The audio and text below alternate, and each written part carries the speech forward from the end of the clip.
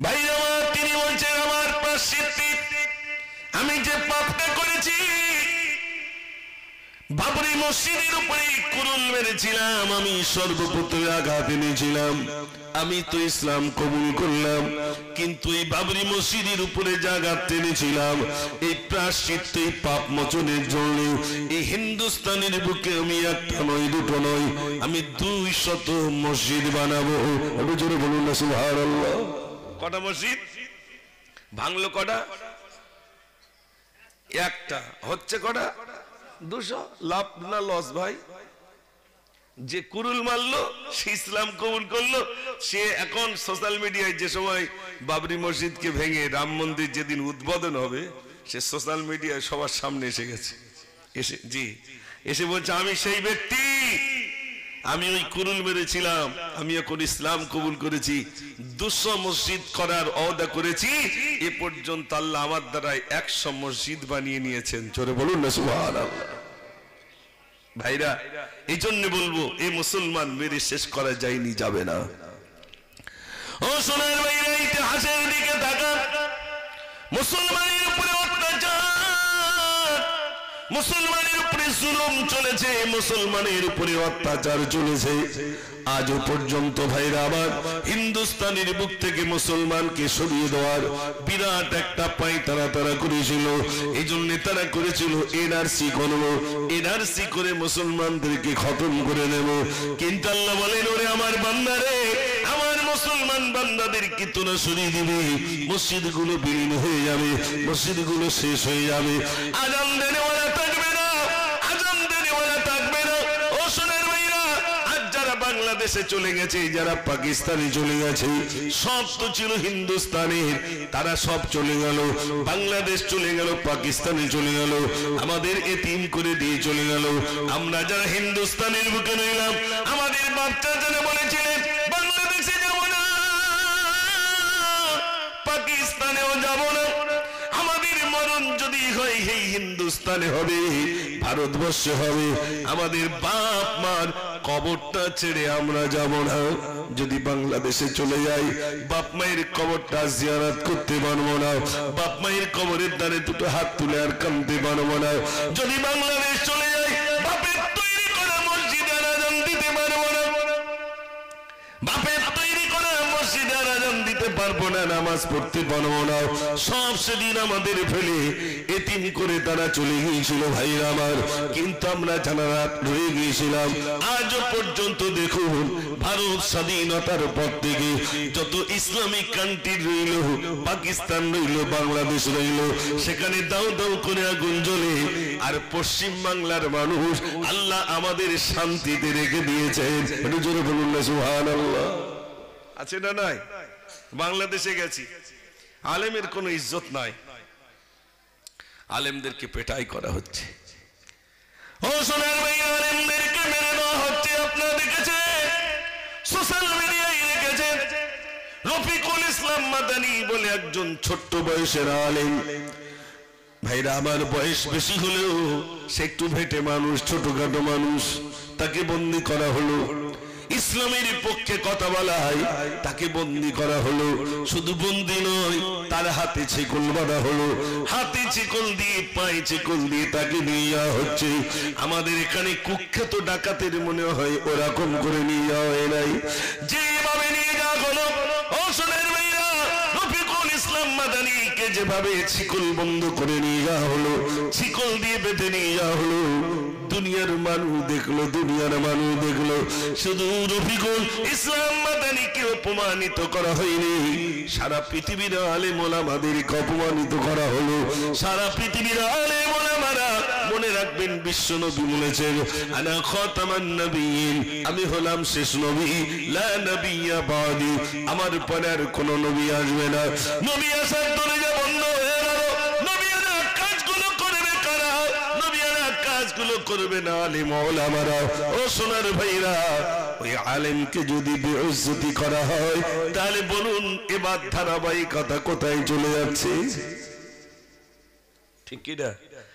তাকে এই হাতে দিয়েছে ছেকল, পায়ে দিয়েছে ছেকল, হাসতে হাসতে যাচ্ছে। সে মানুষের সামনে বলছে আলহামদুলিল্লাহ, কোনো দুঃখ নাই। একটু জোরে বলুন না সুবহানাল্লাহ। আলেমের কোনো দুঃখ নাই, কারাগারকে বরণ করে নেবে আলেম। সোনার ভাইরা, আমি বলতে চাই এরকম ভাবে ইসলামিক কান্ট্রিতে আলেমদেরকেও পঙ্গু করে দেওয়া হচ্ছে, শেষ করে দেওয়া হচ্ছে। আমি একটা গজল লিখেছিলাম না আল্লামা দেলোয়ার হোসেন সাইদিকে নিয়ে, কি গজল! এই গজলটা প্রচুর পরিমাণ মানুষ দেখেছেন। আমি সেদিন ওয়াদা করেছিলাম বাংলাদেশ আর যাব না। এবছরে অনেক বারবার বলছে হুজুর আপনি আসুন। আমি বলি না, যাব না। কেন যাব না? না, যে দেশে আলেমদেরকে গ্রেফতার করে সেই দেশে মিলাদ করতে যাওয়া ঠিক হবে ভাই? জোরে বলেন। আমি বললাম দরকার নেই। যে দেশে আলেম ওলামাদেরকে গ্রেফতার করছে, মামুনুল হক, জি মামুনুল হক একজন বড় মাপের আলেম, তাকে পর্যন্ত গ্রেফতার করে রাখা হলো, আর তাকে লকব দেওয়া হলো নারী ধর্ষণকারী, লকব দেওয়া হলো। শয়তান বিশ্বাস করবে ভাই? শয়তানও বিশ্বাস করবে না। আমি লিখেছিলাম বিপুল বিজনতার কাঁদিয়ে তুমি শহীদি মরণ আজ চমিলে তুমি, বিপুল বিজনতার কাঁদিয়ে তুমি শহীদি মরণ আজ চমিলে তুমি।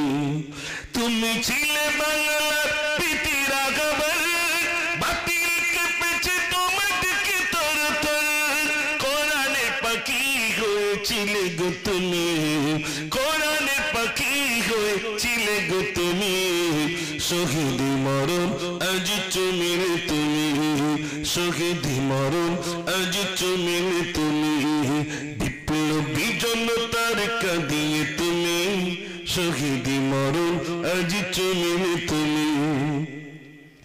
জান্নাতি গেছে দিয়ে চলিলে তুমি, আল্লামা সাইদি মরণি তুমি, জান্নাতি গেছে দিয়ে চলিলে তুমি, আল্লামা সাইদি মরণি তুমি, জান্নাতি মেহমান হবে গো তুমি, জান্নাতি মেহমান হবে গো তুমি, শহীদি মরণ আজ চমিলে তুমি, বিপ্লবী জনতার কাঁদিয়ে তুমি শহীদি মরণ আজ চমিলে তুমি, বিপ্লবী জনতার কাঁদিয়ে তুমি শহীদি মরণ আজ চমিলে তুমি।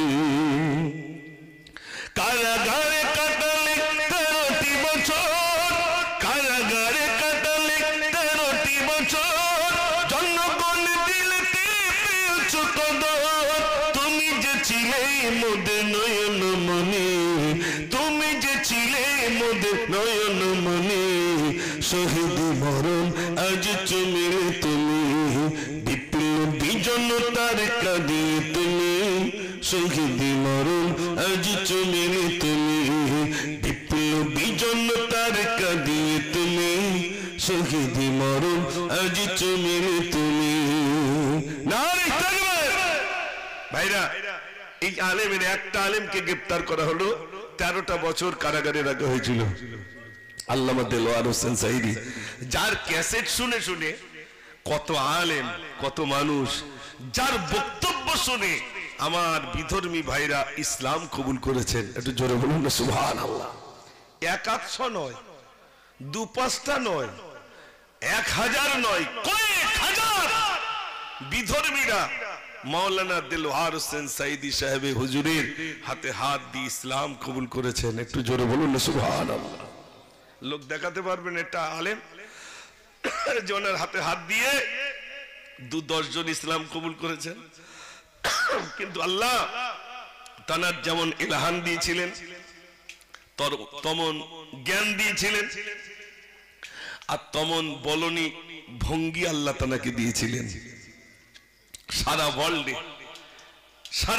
আমাদের শুধু এই পশ্চিম বাংলা না, আমাদের এই যত বাংলা ভাষী বক্তা আছে না, সব তানারই অধিকাংশ, 100-র ভিতরে 80% তানারই অনুকরণ করেন। তানার হাত নাড়া, তানার কোরআন তেলাওয়াত, তানারই অনুকরণ করেন। একটু জোরে বলুন সুবহানাল্লাহ। এইরকম একটা মানুষ মানে বিদায়ের আগে, ইন্তেকালের আগে জান্নাতি হেসে দিয়ে যেন চলে গেলেন।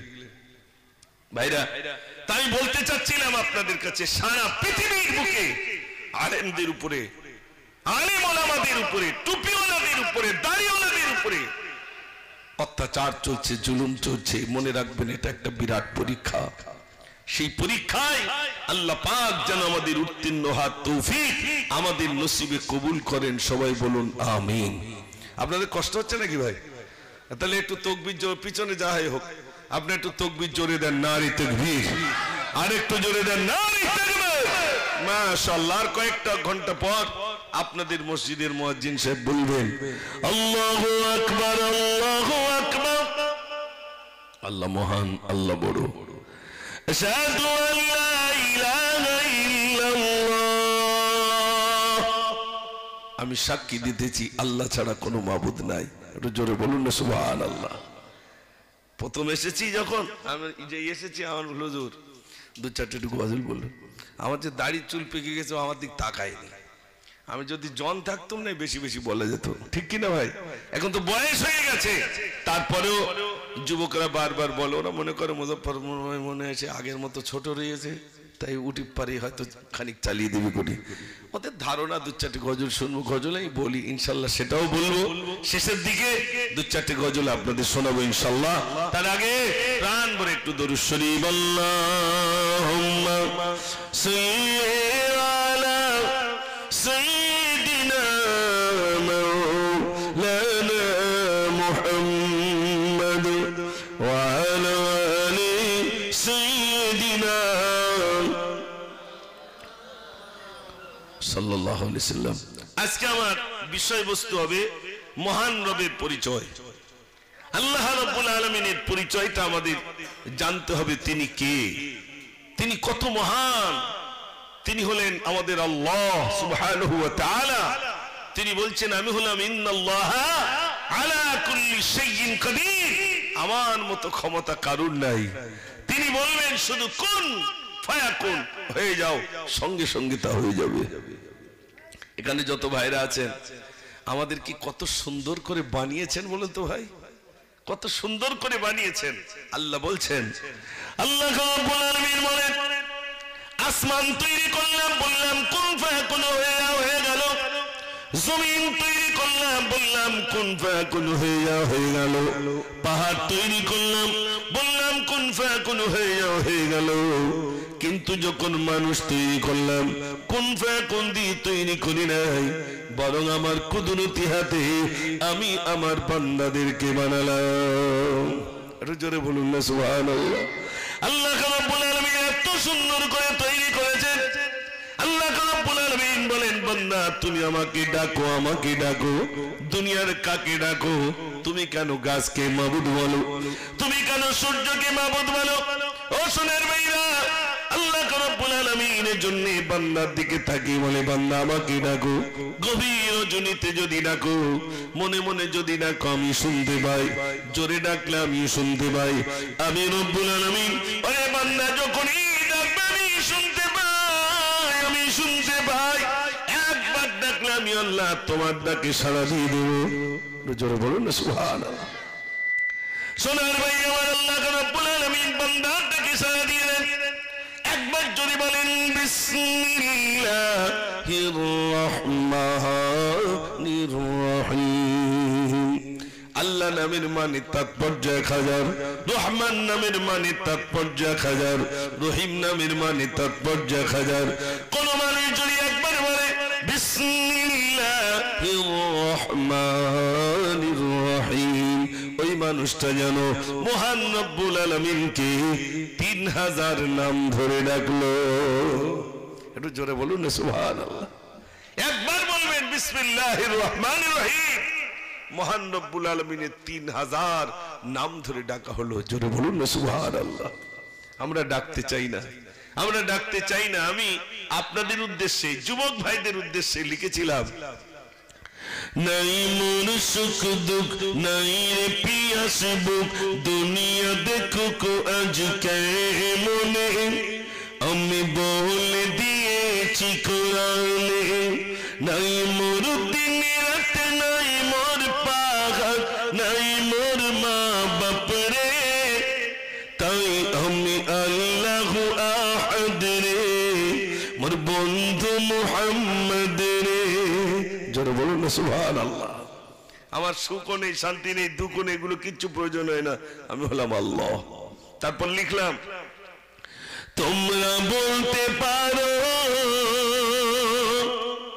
এই সাথী আসমান কেমন করে টাঙিয়ে রাখা, এই আসমান কোলে শূন্য দলে চন্দ্র সূর্য কি পাওনা দেখা, আমি কত জ্ঞানী মেঘে রাখি পানি। জোরে বলবেন না সুবহানাল্লাহ। মেঘে পানি কে রেখে দেন? জোরে বলেন আল্লাহ। আমি কত জ্ঞানী মেঘে রাখি পানি, দেখো মোর কুদরত রে, তাই আমি আল্লাহ আহাদ রে, মোর বন্ধু মুহাম্মদ রে। জোরে বলুন না সুবহানাল্লাহ। আসমান দেখেছেন, এবার জমিন দেখেন। আমি তোমাদেরই তরে বিছানা করে রেখেছি, দেখো এই জমিন। জমিনটা কি করে দিলেন ভাই? বিছানা। বিছানা হলে বাপ বেটা মারপিট হচ্ছে না? হচ্ছে না? চাচা জমিতে যাচ্ছে, প্রথমে আল ছাটা শুরু করিস, 1 বিঘে যদি বাড়ে আল দেওয়ার হাঁটা যাচ্ছে না। এরা হয় না? হয় না ভাই? আপনাদের দিকে না, আমাদের দিকের কথা বলছি ভাই। কি করি 1 হাত বাড়ানো যায়?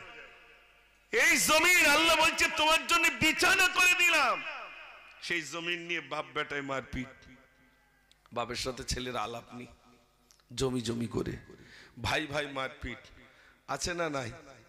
গ্রামে লাঠি সোটা বার হচ্ছে, চুরি সর্বনাশ, দখল করতেই দেবো না।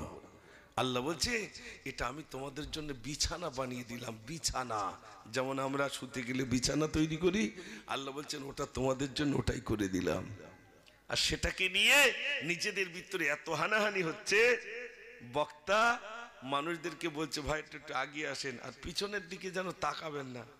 তো তার সবাই জিজ্ঞেস করছে হুজুর কেন?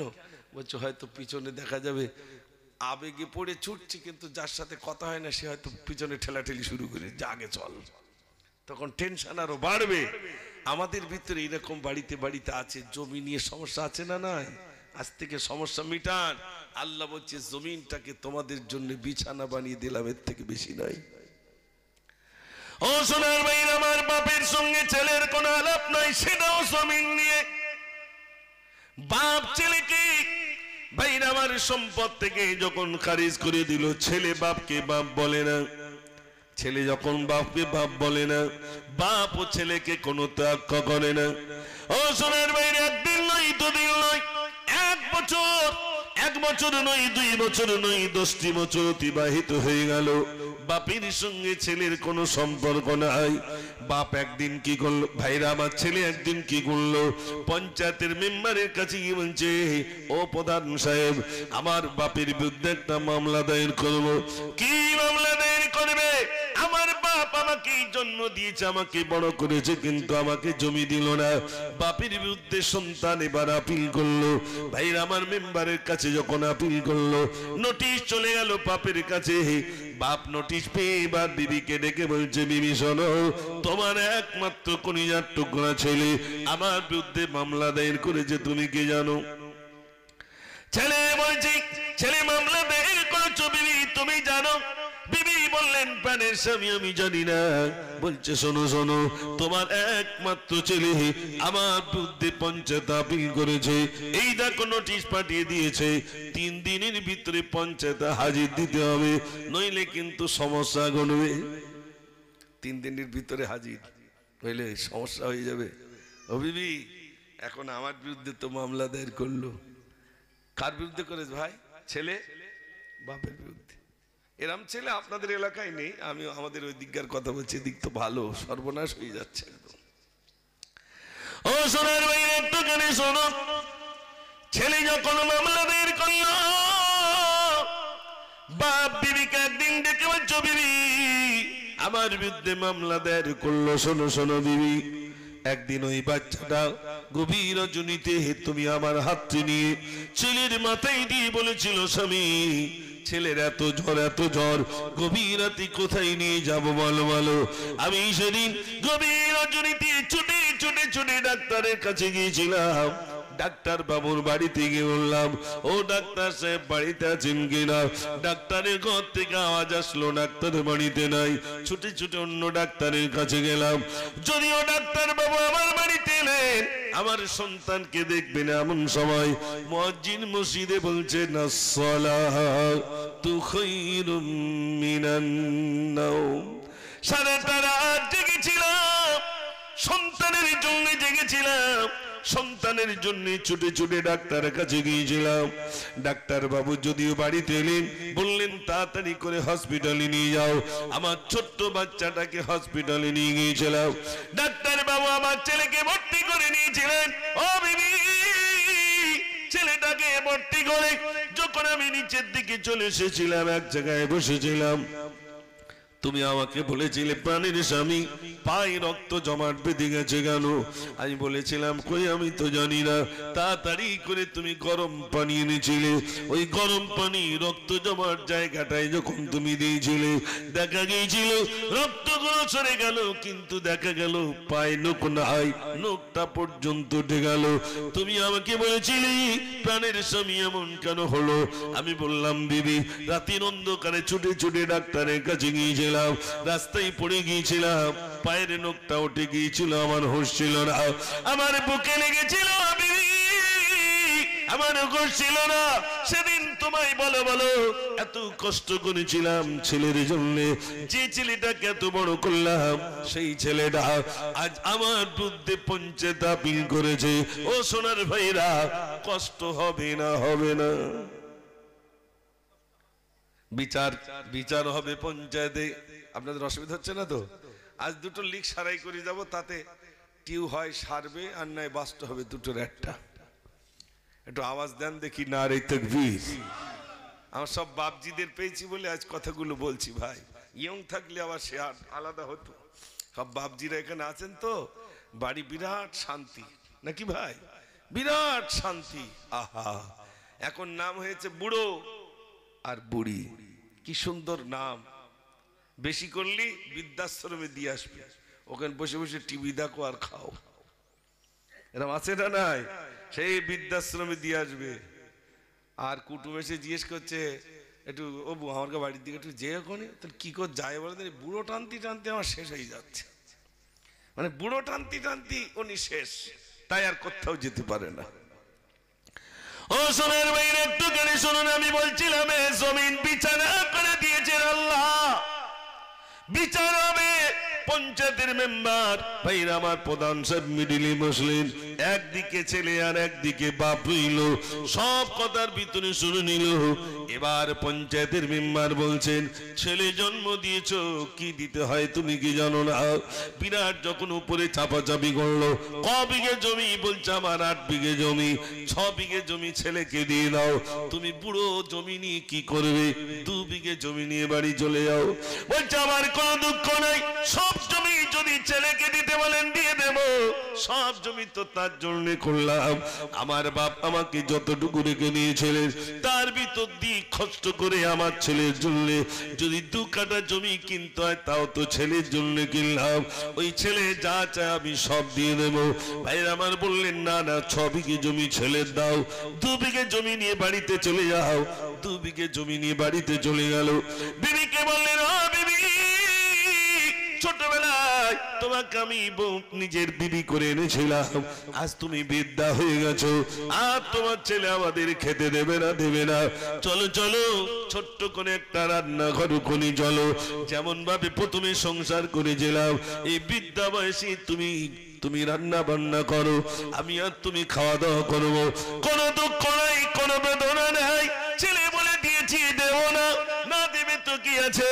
আল্লাহ রাব্বুল আলামিন তো বললেন, ইন্নাল্লাহা হুয়ার রাজ্জাকুল কুওয়াতিল মাতিন। আল্লাহ সুবহানাহু ওয়া তাআলা রুজি বন্টনকারী। একটু জোরে বলুন না সুবহানাল্লাহ। রুজি দেনেওয়ালা কে? আল্লাহ রাব্বুল আলামিন মুসা নবীকে বললেন, মুসা রে, যাও তুমি ইসলামের দাওয়াত দিতে যাও। মুসা নবী বললেন, আল্লাহ ইসলামের দাওয়াত দিতে যাবো, ছাগল ভেড়াগুলোকে খাওয়াবে কে? আল্লাহ বললেন, মুসা রে তোমার হাতে ওটা কি? মুসা নবী বললেন, ক্বালা হিয়া আসা, এটা আমার লাঠি। আল্লাহ বললেন, মুসা রে ওই লাঠি দিয়ে পাথরের উপর আঘাত করো। পাথরের উপর মারলেন, পাথরটা ভেঙে গেল, আর একটা পাথর বার হলো। আবার আল্লাহ বললেন, মুসা তুমি দ্বিতীয়বার মারো। দ্বিতীয়বার মারলেন, আরেকটি পাথর বার হয়ে গেল। আল্লাহ রাব্বুল আলামিন বললেন, হে মুসা তৃতীয়বার মারো। তৃতীয়বার মারলেন, পাথর ভেঙে গেল, একটা জীব ঘাস মুখে করে রেখেছে। আল্লাহ বললেন, মুসা রে দেখো দেখো, তিন তবক পাথরের ভিতরে এই জীবটাকে খেতে দেওয়ার মালিক কে? মুসা নবী বললেন, আল্লাহ আমার ভুল হয়েছে। আল্লাহ এই তিন তবক পাথরের ভিতরে যে জীবটা ছিল, আল্লাহ তার খেতে দেওয়ার মালিক আল্লাহ তুমি। জোরে বলুন না সুবহানাল্লাহ। আমাদের অনেকে বলে, ভাই আমার ইঞ্জিন ভ্যানের উপরে 5টা পেট চলতেছে, এরকম বলে না ভাই? চেয়ারে বসেন ভাই, চেয়ারে বসেন। হ্যাঁ চেয়ারে বসেন, আমি উঁচু জায়গায় বসেছি, বসেন, ওঠেন, চেয়ারে ওঠেন। মাশাআল্লাহ, দরুদ শরীফ পড়েন। আল্লাহুম্মা সাল্লি আলা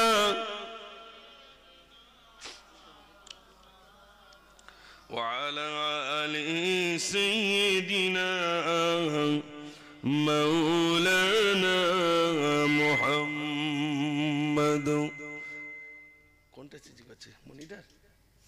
কাঁদি জৈনাব, কাঁদি কুলসুম, কাঁদি সাকিনা।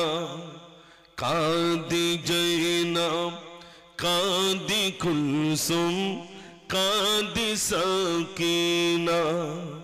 খালি দুল দুল ফিরে এলো, খালি দুল দুল ফিরে এলো, হুসাইন এলো না। কাঁদি জৈনব, কাঁদি কুলসুম, কাঁদি সাকিনা। আল্লাহুম্মা সাল্লি আলা, সবাই পড়ুন, মাওলানা মুহাম্মদ ওয়া আলা আলি সাইয়্যিদিনা। আমি যুবকদের জন্য লিখেছিলাম, যাতে করে আব্বা মাকে একটু সেবা করে। আমি লিখেছিলাম, বাপের সেবা মায়ের সেবা করে আমার মন, তাদের দোয়া পাওয়ার তরে সারাটি জীবন। বাপের পায়ে মায়ের পায়ে বেহেশতি যে আমার, তাদের চোখে খুশির ঝলক অনেক খুশবাগান, ওদের ঠোঁটের মিষ্টি হাসি হীরের দুতি মন। একটু জোরে বলুন না সুবহানাল্লাহ। ওদের মন খুশি হলে আল্লাহ রাজি হয়। বাপ আর মা খুশি হলে কে রাজি হবে ভাই? আল্লাহ। চাকরি করি ব্যবসা করি হই ইঞ্জিনিয়ার। যোগ ভাইরে শোনেন, আপনারা তো গজল বলেন, গজল বলেন হুজুর, এবার শোনেন। চাকরি করি ব্যবসা করি হই ইঞ্জিনিয়ার, ডাক্তার করি না কো যত বেশি রোজগার, যতই বড় ভাবি নিজেকে নই বড় বাপ মা, তাদের কাছে ছোট্ট আজি সোনা সেদিন কা। ঠিক কিনা ভাই? আমি মুজাফফর যতই বড় হই না কেন, চাকরি করি, ওই উকিল হয়েছি, ব্যারিস্টার হয়েছি, ইঞ্জিনিয়ার হয়েছি, বাপ মার বেশি, বাপ মার থেকে কি বড় হয়ে গেলাম ভাই? না, বাপ স্কুলে যাননি, মা স্কুলে যাননি, তবু বাপ আর মা, তাই তো নাকি ভাই? বাপটা দেখেন, আলহামদুলিল্লাহ আজ আমরা বিশেষ করে ইসলাম ধর্মাবলম্বী যারা রয়েছি, মাকে, গরিব মানুষ যারা মাকে আর আব্বাকে বৃদ্ধাশ্রমে দিতে চায় না, বাপ আর মাকে কষ্ট দিতে চায় না। গরিব সে তার মাকে জড়িয়ে রেখেছে, গরিব সে তার আব্বাকে জড়িয়ে রেখেছে আর বলেছে আমার আব্বাকে আমি খেতে দেব, আব্বা আমাকে লালন পালন করেছেন, আমার মাকে আমার থেকে দূরে দেব না। বিরাট টাকার মালিক ভাইরা চাকরি করে, বিজনেস করে, বলে বাপ মা দেখার সুযোগ আমার নেই বলে ওই বৃদ্ধাশ্রমে রেখে দিয়েছে। এরম আছে না নাই? ভাইরা মানে আঙুল চষে বেচারি গরিব, ভ্যান চালাই গরিব, ভাইরা আমার মানুষের কাছে কাজ করে গরিব মানুষ।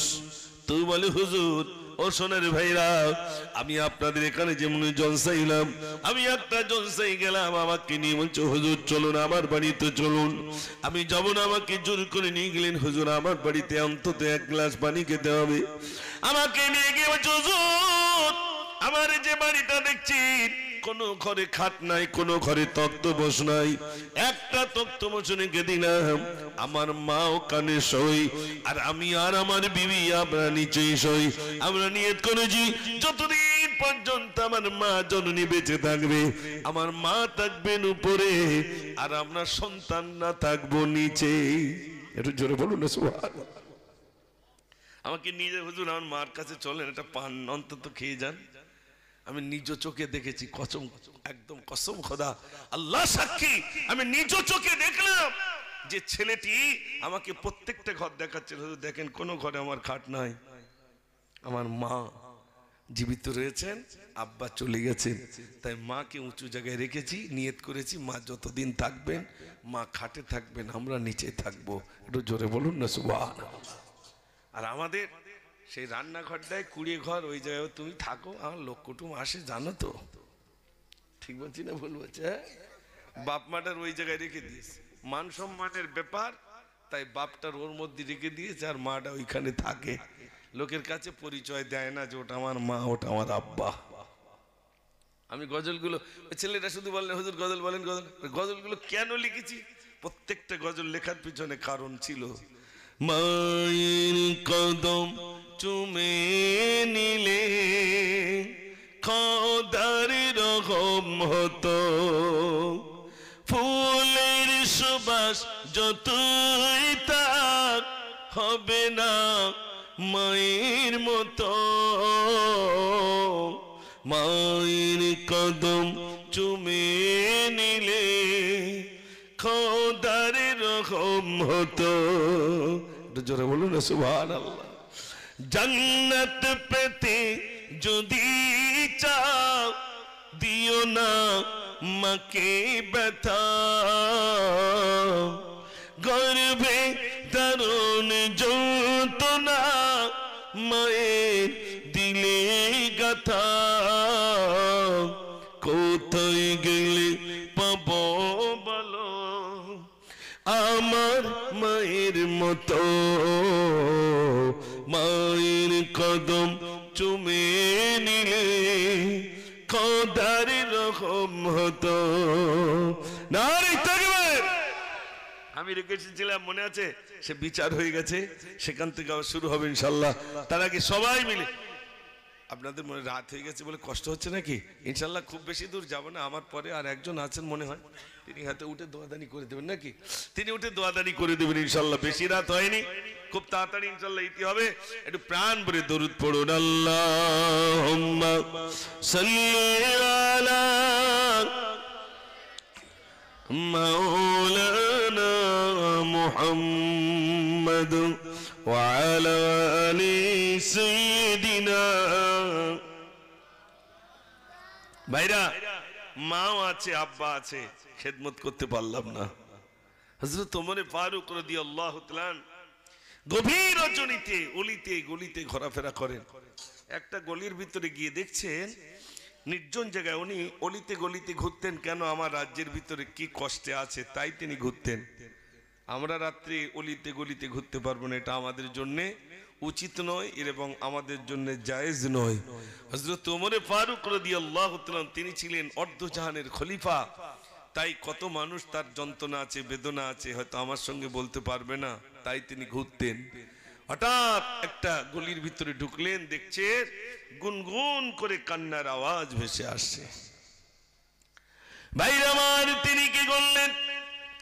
আস্তে আস্তে নিকটে গেলেন, এক মহিলার কান্নার আওয়াজ ভেসে আসে, গুনগুন গুনগুন করে কাঁদে আর বলে, আল্লাহ, আমার মৃত্যুর কথা কি তোমার কাছে লেখা নাই? কত মানুষ মারা যায়, আল্লাহ কত মানুষকে মেরেছো, কত মানুষকে তুমি ডেকে নিয়েছো, আল্লাহ আমার ছেলে নাই, আমার মেয়ে নাই, আমার কেউ নাই, আল্লাহ আমার মৃত্যুর কথা কি তোমার কাছে লেখা নাই? ঘরের ভিতরে একটা টিমটিম লাইট জ্বলে, ওই টিমটিম লাইট জ্বলে আর মহিলার কন্যন ডুকরে ডুকরে মহিলা কাঁদে, সারাটা রাত ধরে কাঁদে আর বলে, আল্লাহ আমার মরণের কথা কি তোমার কাছে লেখা নাই? পৃথিবীতে কত মানুষ মারা যায়, প্রতিদিন কত মানুষের জানাজা হয়ে যায়, আল্লাহ আমার চোখ দুটো অন্ধ হয়ে গেল, আল্লাহ আমার মরণের কথা কি তোমার কাছে লেখা নাই? ডুকরে ডুকরে কাঁদেন হযরত ওমর। এই কথাটা শুনতে পেলেন, শুনতে পেয়ে তিনি আগিয়ে গিয়ে সালাম দিলেন, আসসালামু আলাইকুম।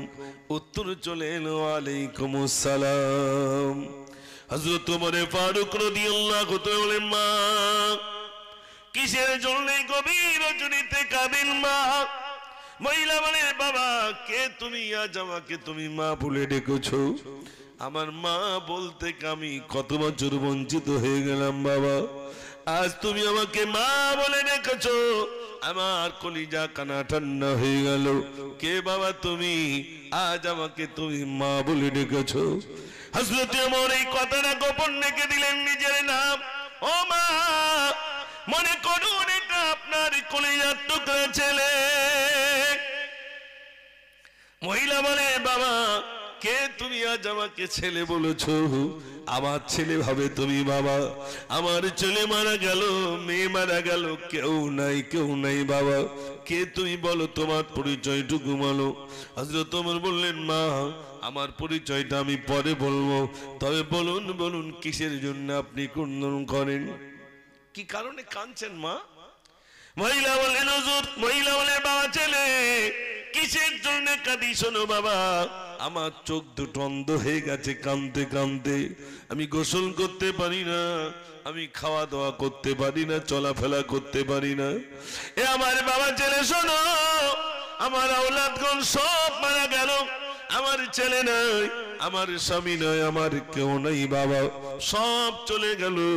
তাই আমি গভীর রাতে কাঁদি আর বলি, আল্লাহ কত মানুষের মৃত্যু হয়ে যায়, আমার মৃত্যুর কথা কি তোমার কাছে লেখা নাই? এই জন্য কাঁদি বাবা। হযরত ওমর ফারুক রাদিয়াল্লাহু তাআলা বলে, মা আজ থেকে আমি আপনার খাদিম বেনে গেলাম। ও মা, আমি আপনাকে গোসল দেব, আমি আপনাকে খাওয়া দেব, আজ থেকে আপনার খেদমত। আমি ওমর নিজের নামটা না বলে বললেন, আমি আপনার ছেলে হয়ে আমি আজ থেকে আপনার খেদমত করব। একটু জোরে বলুন না সুবহানাল্লাহ। ও ভাই আমার, হযরত ওমর ফারুক রাদিয়াল্লাহু তাআলা মহিলাকে বলে, মা চলুন চলুন আপনি গোসল করে নেবেন। মা গোসল করিয়ে দিলেন, একটা কাপড় দিলেন, মা আপনি এটা পরিধান করুন। ভাইরা আমার, শোয়ার জায়গা করে দিলেন, নিজ হাতে গালে তুলে তুলে খাওয়ালেন আর বললেন, মা এই জায়গাটা আপনি শুয়ে পড়ুন। সুন্দর বিছানা দিলেন, কিছু খাদ্য মাথার ধারে রেখে এসেছেন, ক্ষুধা পালে আপনি আবার খেয়ে নেবেন। আমি একদিন নয়, দুদিন নয়, যতদিন আল্লাহ আমাকে হায়াতে রাখেন ততদিন পর্যন্ত আপনাকে আমি খেদমত করে যাব। একটু জোরে বলুন না সুবহানাল্লাহ। মহিলার খেদমত করছেন, টাইমে খাওয়া দিচ্ছেন, গোসল দিচ্ছেন। এমন একদিন এসেছেন, দেখছেন যে চাদরটা বিছিয়ে দিয়েছিলাম সে চাদর নাই, উন্নত মানের চাদর কে যেন বিছিয়ে দিল। উনি চিন্তা করলেন, তাই তো এই মহিলার খেদমত তো আমি করছিলাম, আবার কে এলো? তাই তিনি কি করলেন, চিন্তা করলেন আমি নির্জন জায়গায় দেখব কে মহিলার খেদমত করার জন্য আসে। আমার থেকে সুন্দর চাদর, আমি যা খাওয়া দিয়েছি তা থেকে উন্নত মানের খাদ্য কে দিয়ে গেছে। তিনি দেখার জন্যে একটা নির্জন গোপন জায়গায় দাঁড়িয়ে গেলেন। দেখলেন একজন ব্যক্তি এলেন, ওই মহিলাকে গোসল দিলেন, খাওয়া দিলেন, দেওয়ার পরে বিছানা দিলেন, শুইয়ে দিলেন, দিয়ে বাদ তিনি চলে আসছেন। হযরত ওমর চোখ দিয়ে পানি ছেড়ে দিলেন, কাঁদছেন ডুকরে ডুকরে। ও সোনার ভাইরা আমার, হযরত ওমর ফারুক রাদিয়াল্লাহু তাআলা আর সহ্য করতে পারলেন না। তিনি গোপন জায়গা থেকে সামনে এসে দুটো হাত লম্বা করে বললেন, দাঁড়িয়ে যান, দাঁড়িয়ে যান, দাঁড়িয়ে যান। আমি এই মহিলার খেদমত করতাম, আমি ওই মহিলার গোসল দিতাম, আমি ওই মহিলার খেদমত করতাম, খাওয়া দিতাম। আপনি আবার কিসের জন্য এলেন বলুন? আমার খাওয়া দাওয়া কি আপনার পছন্দ হলো না? আপনি আবার কিসের জন্য খাওয়াতে এলেন বলুন? তিনি বললেন, ওমর, তুমি যদি এই মহিলার খেদমত করে জান্নাতের টিকিট সংগ্রহ করতে পারো, বলো বলো বলো, আমি আবু বকর এই মহিলার খেদমত করে আমি কি জান্নাতের টিকিট সংগ্রহ করতে পারি না? একটু জোরে বলুন না সুবহানাল্লাহ। তুমি যদি ওই মহিলার খেদমত করে জান্নাতের টিকিট সংগ্রহ করতে পারো, আমারও তো ইচ্ছা আমি একটু জান্নাতের টিকিট সংগ্রহ করব। ও সোনার ভাইরা, আজ আমরা যারা বাপ মাকে, বাপ আর মাকে নিয়ে খেদমত করি, আমার আপনার বাপ আর মা যাদের জীবিত রয়েছেন, যারা লালন পালন করে, মনে রাখবেন জান্নাত এখান থেকেই কিনে নেব, আর ইন্তেকালের পরে কিন্তু আর জান্নাত মিলবে না। মায়ের কদম তলে সন্তানের তার জান্নাত রইল। আল্লাহর নবীর কাছে একজন সাহাবা বলে, ইয়া রাসূলুল্লাহ, খেদমত করব কার? নবীজি বললেন, তোমার মায়ের, তারপরে কার? তোমার মায়ের, তারপরে কার? তোমার মায়ের, তারপরে কার? তোমার পিতার। মায়ের কথা কবার বললেন? জোরে বলেন। মায়ের কথা 3 বার বললেন, তোমার মায়ের খেদমত করো। ও সোনার ভাইরা, মা যদি একবার সন্তানের জন্য একটুখানি বলে উফ, এই কষ্টটা যদি সন্তান দেয়, আনতাহবাতা আমালুকুম, সমস্ত আমলগুলো বরবাদ হয়ে যাবে বাবা। আর আমরা এমন সন্তান, আমরা আমাদের মায়েদের ঘর থেকে বার করে দিই, বাপকে ঘর থেকে বার করে দিই। ও সোনার ভাইরা, মা যদি থেকে থাকে ভাইরা আমার, মায়ের কদম ধরে ক্ষমা চান আর বলুন, মা একটা কথা, মা, ও সোনার ভাইরা আমার, মা বল, এমন বল, মা বলে ডাকবেন, আপনার কলিজা কানা ঠান্ডা হয়ে যাবে। ও সোনার ভাইরা, আমি গভীর রাতে যখন বাড়িতে চলে যেতাম, একদিন আমার মা এসে আমি ঘুমাই, আমার মাথার উপরে হাত বুলিয়ে দেয়। আমি উঠে দেখি আমার মা রইল। আমি একদিন মাকে যখন দেখলাম, মা আমাকে বলছে, বাবা তুই গভীর রাতে বাড়িতে এসেছিস, তোর গাড়ির লাইটটা দেখে আমি বুঝতে পারি আমার সোনা বাড়িতে চলে এসেছে, আমার কোথা বাড়িতে চলে এসেছে। আমি বলতাম, মা তুমি কি ঘুমাও না? আমার গাড়ির লাইট দেখি তোমার কেমনে ঘুম ভেঙে যায়। আমার মা বলতো, বাবা তুই কোথায় যাস, কত দূরে জলসায় চলে যাস, যতক্ষণ পর্যন্ত বাড়িতে না আসিস ততক্ষণ পর্যন্ত আমি মা ঘুমাতে পারি না। ও ভাই, মা তো আর নাই, মার নাই, মা নাই। বিশ্বাস করুন, আমি যত রাত পর্যন্ত বাড়িতে যাই, আমার বিবি কোনোদিন বলে না যতদিন তুমি কত দূরে দূরে জলসায় যাও, কিন্তু তুমি যতক্ষণ না আসো আমি ঘুমাতে পারি না। এটা বিবি বলে না মা বলে? একটু জোরে বলেন। সেই মা যদি কষ্ট পায়, আজ পর্যন্ত কেঁপে যায়, আল্লাহর আরশ কেঁপে যায়। ও সোনার ভাইরা, আল্লাহর আরশ কেঁপে যায়, আল্লাহ সহ্য করতে পারে না। ও সোনার ভাইরা, যদি কারুর বিদ্যা মা থেকে তাকে বিশ্বাস করুন, ওই মায়ের কদম তলে ধরে জান্নাত রয়ে গেছে। মা শুধু দোয়া করবে, বাবা যা বাবা আমি তোকে ক্ষমা করে দিলাম। মায়ের দোয়ায় আপনি অনেক দূরে পৌঁছাতে পারবেন। আজ আমরা এই গভীর রাতে আপনাদের সামনে যে কথাগুলো বলি, বিশ্বাস করুন মায়ের দোয়া মা সন্তানের জন্য দোয়া করবে। আল্লাহ রাব্বুল আলামিন বলেন, মায়ের দোয়া বিদ্যুতের থেকে আরো দ্রুত গতিতে সন্তানের দোয়াটা কবুল হয়ে যায়। একটু জোরে বলুন না সুবহানাল্লাহ। মক্কা শরীফের একটি ইমাম সাহেব কালো, তিনি বলছেন, আমি যখন দুষ্টুমি করতাম বাড়িতে, আমার মা আমাকে বদদোয়া করতেন। বদদোয়াটা কি? যা আল্লাহ যেন তোর কাবার ইমাম বানিয়ে দেন। মা রেগে গিয়ে এই দোয়া করতেন। আর আমাদের মা বদদোয়া করে, তুই খানায় পড়, তুই মরিয়ে যা, তুই খায় হ, তুই লরির তলায় যা, এরকম বলে না ভাই? ওই রকম মা যারা এই ভাষাটা বলেন আর ইউজ করবেন না, মার দোয়া কবুল হয়ে যায়। গাড়ির তলায় পড়েছে, মা দোয়া করেছিল তুই গাড়ির তলায় পড়, এই দোয়াটা, এই বদদোয়াটা করবেন না।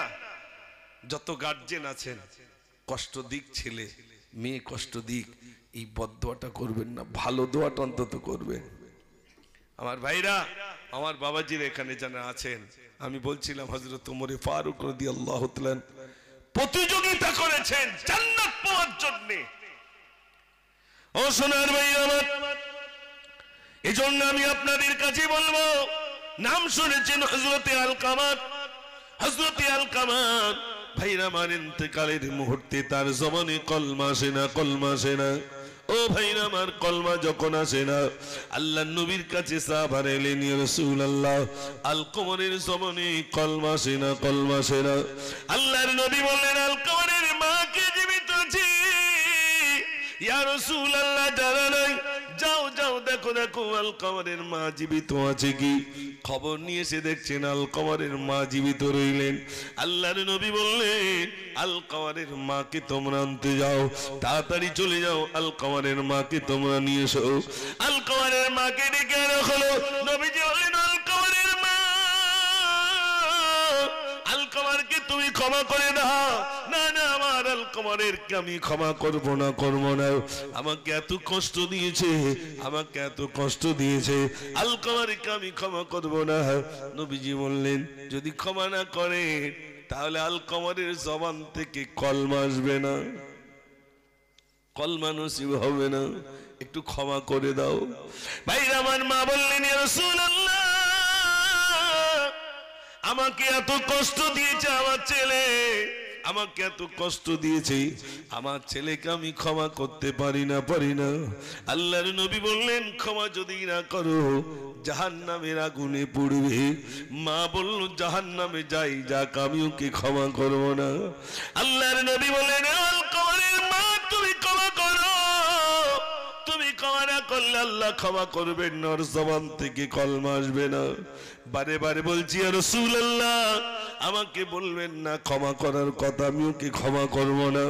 আল্লাহর নবী বলে, হে আমার সাহাবারে, যাও জঙ্গল থেকে কাঠ নিয়ে এসো। ওই কাঠগুলো এনে আলকামারের মায়ের সামনে আলকামারকে পুড়িয়ে দাও, জ্বালিয়ে দাও, জীবিত অবস্থায় তাকে শেষ করে দাও। আলকামারের মা বললেন, ইয়া রাসূলুল্লাহ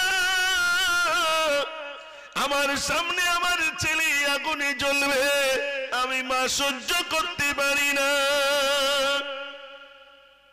আমার সামনে আমার ছেলেটা জ্বলবে, আমি মা সহ্য করতে পারি না। ইয়া রাসূলুল্লাহ কেমন করে আগুনে আমার ছেলে জ্বলবে, আমি মা কেমনে দেখবো আমার ছেলে আগুনে জ্বলবে, আমি মা কেমনে চোখে দেখবো? আল্লাহর নবী বললেন, এটা তো দুনিয়ার আগুন, জাহান্নামের আগুন বড় ভয়াবহ। এ তো দুনিয়ার আগুন, তোমার ছেলে তোমার সামনে জ্বলবে, এটা যদি সহ্য না করতে পারো, জাহান্নামের আগুনে যেদিন জ্বলবে তুমি মা সহ্য করবে কেমনে? মা বললেন, ইয়া রাসূলুল্লাহ আমার আলকামারকে আমি ক্ষমা করে দিলাম। যেই না বললেন ক্ষমা করে দিলাম, আলকামারের জবান থেকে কলমাটা নসিব হয়ে গেল। একটু জোরে বলুন না সুবহানাল্লাহ। ও সোনার ভাইরা আমার, তাই আমি আপনাদের কাছে বলবো, এখানে অনেক বাবাজি রয়েছেন, এখানে অনেক ভাইরা রয়েছেন যাদের মা জীবিত রয়েছেন। ভাইরা আমার, মাকে খেদমত করেন, বিদ্যা হয়ে গেছেন, মাকে খেদমত করেন। মায়ের দোয়ায় সন্তান কিন্তু মুক্তি পেয়ে যাবে। কষ্ট হচ্ছে আপনাদের? মাশাআল্লাহ। আর বেশি রাত হবে না তো, প্রতিবার গজল শোনাবো, দাঁড়ান। আর এই সব যুবকরা মনে হয় বাড়ি চলে গেল নাকি বলেন দিন? সব কোথায় রইলো যুবকরা? ও যুবক ভাইরা, সামনের দিকে আইলে দুটো একটা গজল শোনাই। আমি যে লিকটা সারাই করে বুঝতে পেরেছি, আজ এমন ধরিয়েছে ওখানে যাওয়া যাবে না, এমন জিনিস ধরেছে ওখানে যাওয়া যাচ্ছে না। এই জন্য আমার ভাইরা, যুবক ভাইরা সামনে আসুন। মা জননী, মা জননী, মা জননী গো, মা জননী, মা জননী, মা জননী গো, মা জননী, মা জননী, মা জননী গো, মা জননী, মা জননী, মা জননী গো। তুমি বিনা থাকতে পারি কেমনে বলো, কেমনে বলো, কেমনে বলো, মা জননী, মা জননী, মা জননী গো, মা জননী, মা জননী, মা জননী গো। নিরালতি একা একা আমি কেঁদে যাই, মামা বলে কাঁদি আমি বালিশ ভিজে যাই। নিরালতি একা একা আমি কেঁদে যাই, মামা বলে কাঁদি আমি বালিশ ভিজে যাই। ও মা তুমি একটুখানি ডাকবে বলো, ডাকবে বলো, ডাকবে বলো, মা জননী, মা জননী, মা জননী গো, মা জননী, মা জননী, মা জননী গো, মা জননী, মা জননী, মা জননী গো, মা জননী, মা জননী, মা জননী গো। তুমি বিনা থাকতে পারি কেমনে বলো, কেমনে বলো, কেমনে বলো, মা জননী, মা জননী, মা জননী গো, মা জননী, মা জননী, মা জননী গো। নারে তাকবীর। ভাইরা, আমি এসেছিলাম যখন, অনেক যুবক আমাকে বলেছিল দু চারটি গজল বলার জন্য, কিন্তু সেই যুবকগুলো আমি পাচ্ছি না। তাহলে আর গজল হবে না। যদি সামনে আসেন তাহলে আমি সেই যুবকগুলো দেখতে চাই। আর কমিটি সব ভাইরা কোথায় গেল? হ্যাঁ, কোথায়? তুই এখানে না আসলি হয়? ব্যাস পরে রয়েছেন আলহামদুলিল্লাহ। এখানে একটা ব্যাস জলার যুবক দেখলাম, সামনের দিকে আসেন না। অনেক যুবক ভাইরা আপনারা কষ্ট করে এই সুন্দর ইন্তজাম করেছেন আলহামদুলিল্লাহ। কমিটির যুবক ভাইরা কোথায় গেলেন? সামনের দিকে আছেন। যত যুবক কমিটি আছেন, আর ছোট থেকে বড় ভাই দেখে একদম ছোট্ট মানুষ বসে রয়েছে সেই থেকে স্টেজে। আমি তো এদের জন্য লিখেছিলাম, মাসুম শিশু দোলে দুলে ভেঙে পড়ে মায়ের কোলে। বাচ্চা জিজ্ঞাসা করছে, ও মা জননী আব্বা কোথায়, একবার বলো না তুমি আমায়। ও মা জননী আব্বা কোথায়, একবার বলো না তুমি আমায়। মোদের বন্ধু ঈদগাহে যায়, পিতাকে তারা সালাম জানায়। মাসুম শিশু দুলে দুলে ভেঙে পড়ে মায়ের কোলে। নারে তাকবীর। আমি শুধু অবাক হচ্ছে আজকে আমার এই ইউটিউবার ভাইরা, আমি যদি রাত 2টো পর্যন্ত জাগি, ওনারা তার থেকে বেশি জাগে। তা সেই থেকে কি করে জেগে রয়েছে? আমার তাই ঘুম লাগে মিলাদ করতে করতে মাঝে মাঝে। চিন্তা করি আমি যে বেচারীরা এত রাত জাগে আলহামদুলিল্লাহ। এই যে এটা একটা প্রচার ভাই, এই যেরকম আমি আপনাদের কাছে আলোচনা রাখছি, আর অনেকে বালিশি মাথা দিতে তারা দেখতেছে মোবাইলে, ঠিক কিনা ভাই? এই মিলাদটা তারা শুনছে। তাই নাকি? লাইভ আরো বেশি মানুষ দেখছে আলহামদুলিল্লাহ, এখানে যা আছেন তার থেকে বেশি দেখছেন আলহামদুলিল্লাহ। তাহলে বলুন সেটা একটা প্রচার না? প্রচার বলতে কি, এই যে আলোচনাগুলো আপনারা শুনছেন, এই আলোচনাগুলো ঘরে বসে বলতে শুধু এলাকার নয়, দেখা যাচ্ছে মালদার মানুষ শুনছেন, কোচবিহারের মানুষ শুনছেন, তারা এখানে আসতে পারেননি, তারা ওখানে বসে বসে শুনছেন। আলহামদুলিল্লাহ, এটা একটা বিরাট প্রচার। আমার ভাইদের এই অক্লান্ত পরিশ্রম, এই প্রচার আল্লাহ পাক যেন কবুল করেন। হয়তো অনেকে মনে করেন বিরাট টাকা পায়, না ভাই, সে যা টাকা পায় হাঁটতি যেতি সব টাকা শেষ। আলহামদুলিল্লাহ, আমরা দোয়া করি আল্লাহ পাক যেন তাদের শরীর সুস্থ রাখেন, আর এইরকম ভাবে ইসলামের প্রচার আল্লাহ পাক যেন তাদের দ্বারাই করিয়ে নেন। সবাই বলুন আমিন। কই ভাইরে সবাই ধার লেছেন কেন? একটু সামনের দিকে আসতে হবে তো। সব যেন সব এসি পারে একটা ধারে বসে যাচ্ছে কেন? না বলবো এসো সামনের দিকে এসো, হ্যাঁ সব সামনে এসো, সব আর টুপি না থাক সামনের দিকে এসো। আমি ওয়াজ তো তোমাদের লিই করবো, এসো সামনে এসো। মাশাআল্লাহ মাশাআল্লাহ। ও ভাই, এ দেখেন এই যুবকরা মিলাদে বসাটা একটা বিরাট পাওনা, ঠিক কিনা ভাই? এই যে যুবকরা মিলাদে এসে বসা, আল্লাহ পাক আমাকে দুটি মাদ্রাসা করার সুযোগ দিয়েছেন, একটা ছেলেদের একটা মেয়েদের।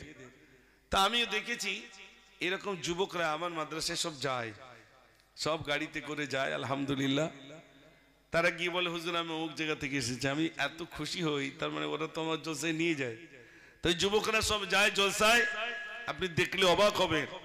যুবকদের যে অবদান নেই তা নয়, আমরা দোয়া করি যুবকরা এই সুন্দর ইন্তজাম করেছেন বলে এই রাত্রে আমরা দুটো কথা শুনতে পাচ্ছি, ঠিক কিনা ভাই? যদি তারা ইন্তজামটা না করতো তাহলে এই সুন্দর ইন্তজাম, সুন্দর আলোচনা হয়তো আমরা শোনা থেকে মাহরুম হয়ে যেতাম। কিন্তু তাদের এই ইন্তজাম, অনেক জায়গায় গাই বলে হুজুর, বলে হুজুর ও যারা নামাজ কালাম পড়ে না তারা মিলাদ দেয়।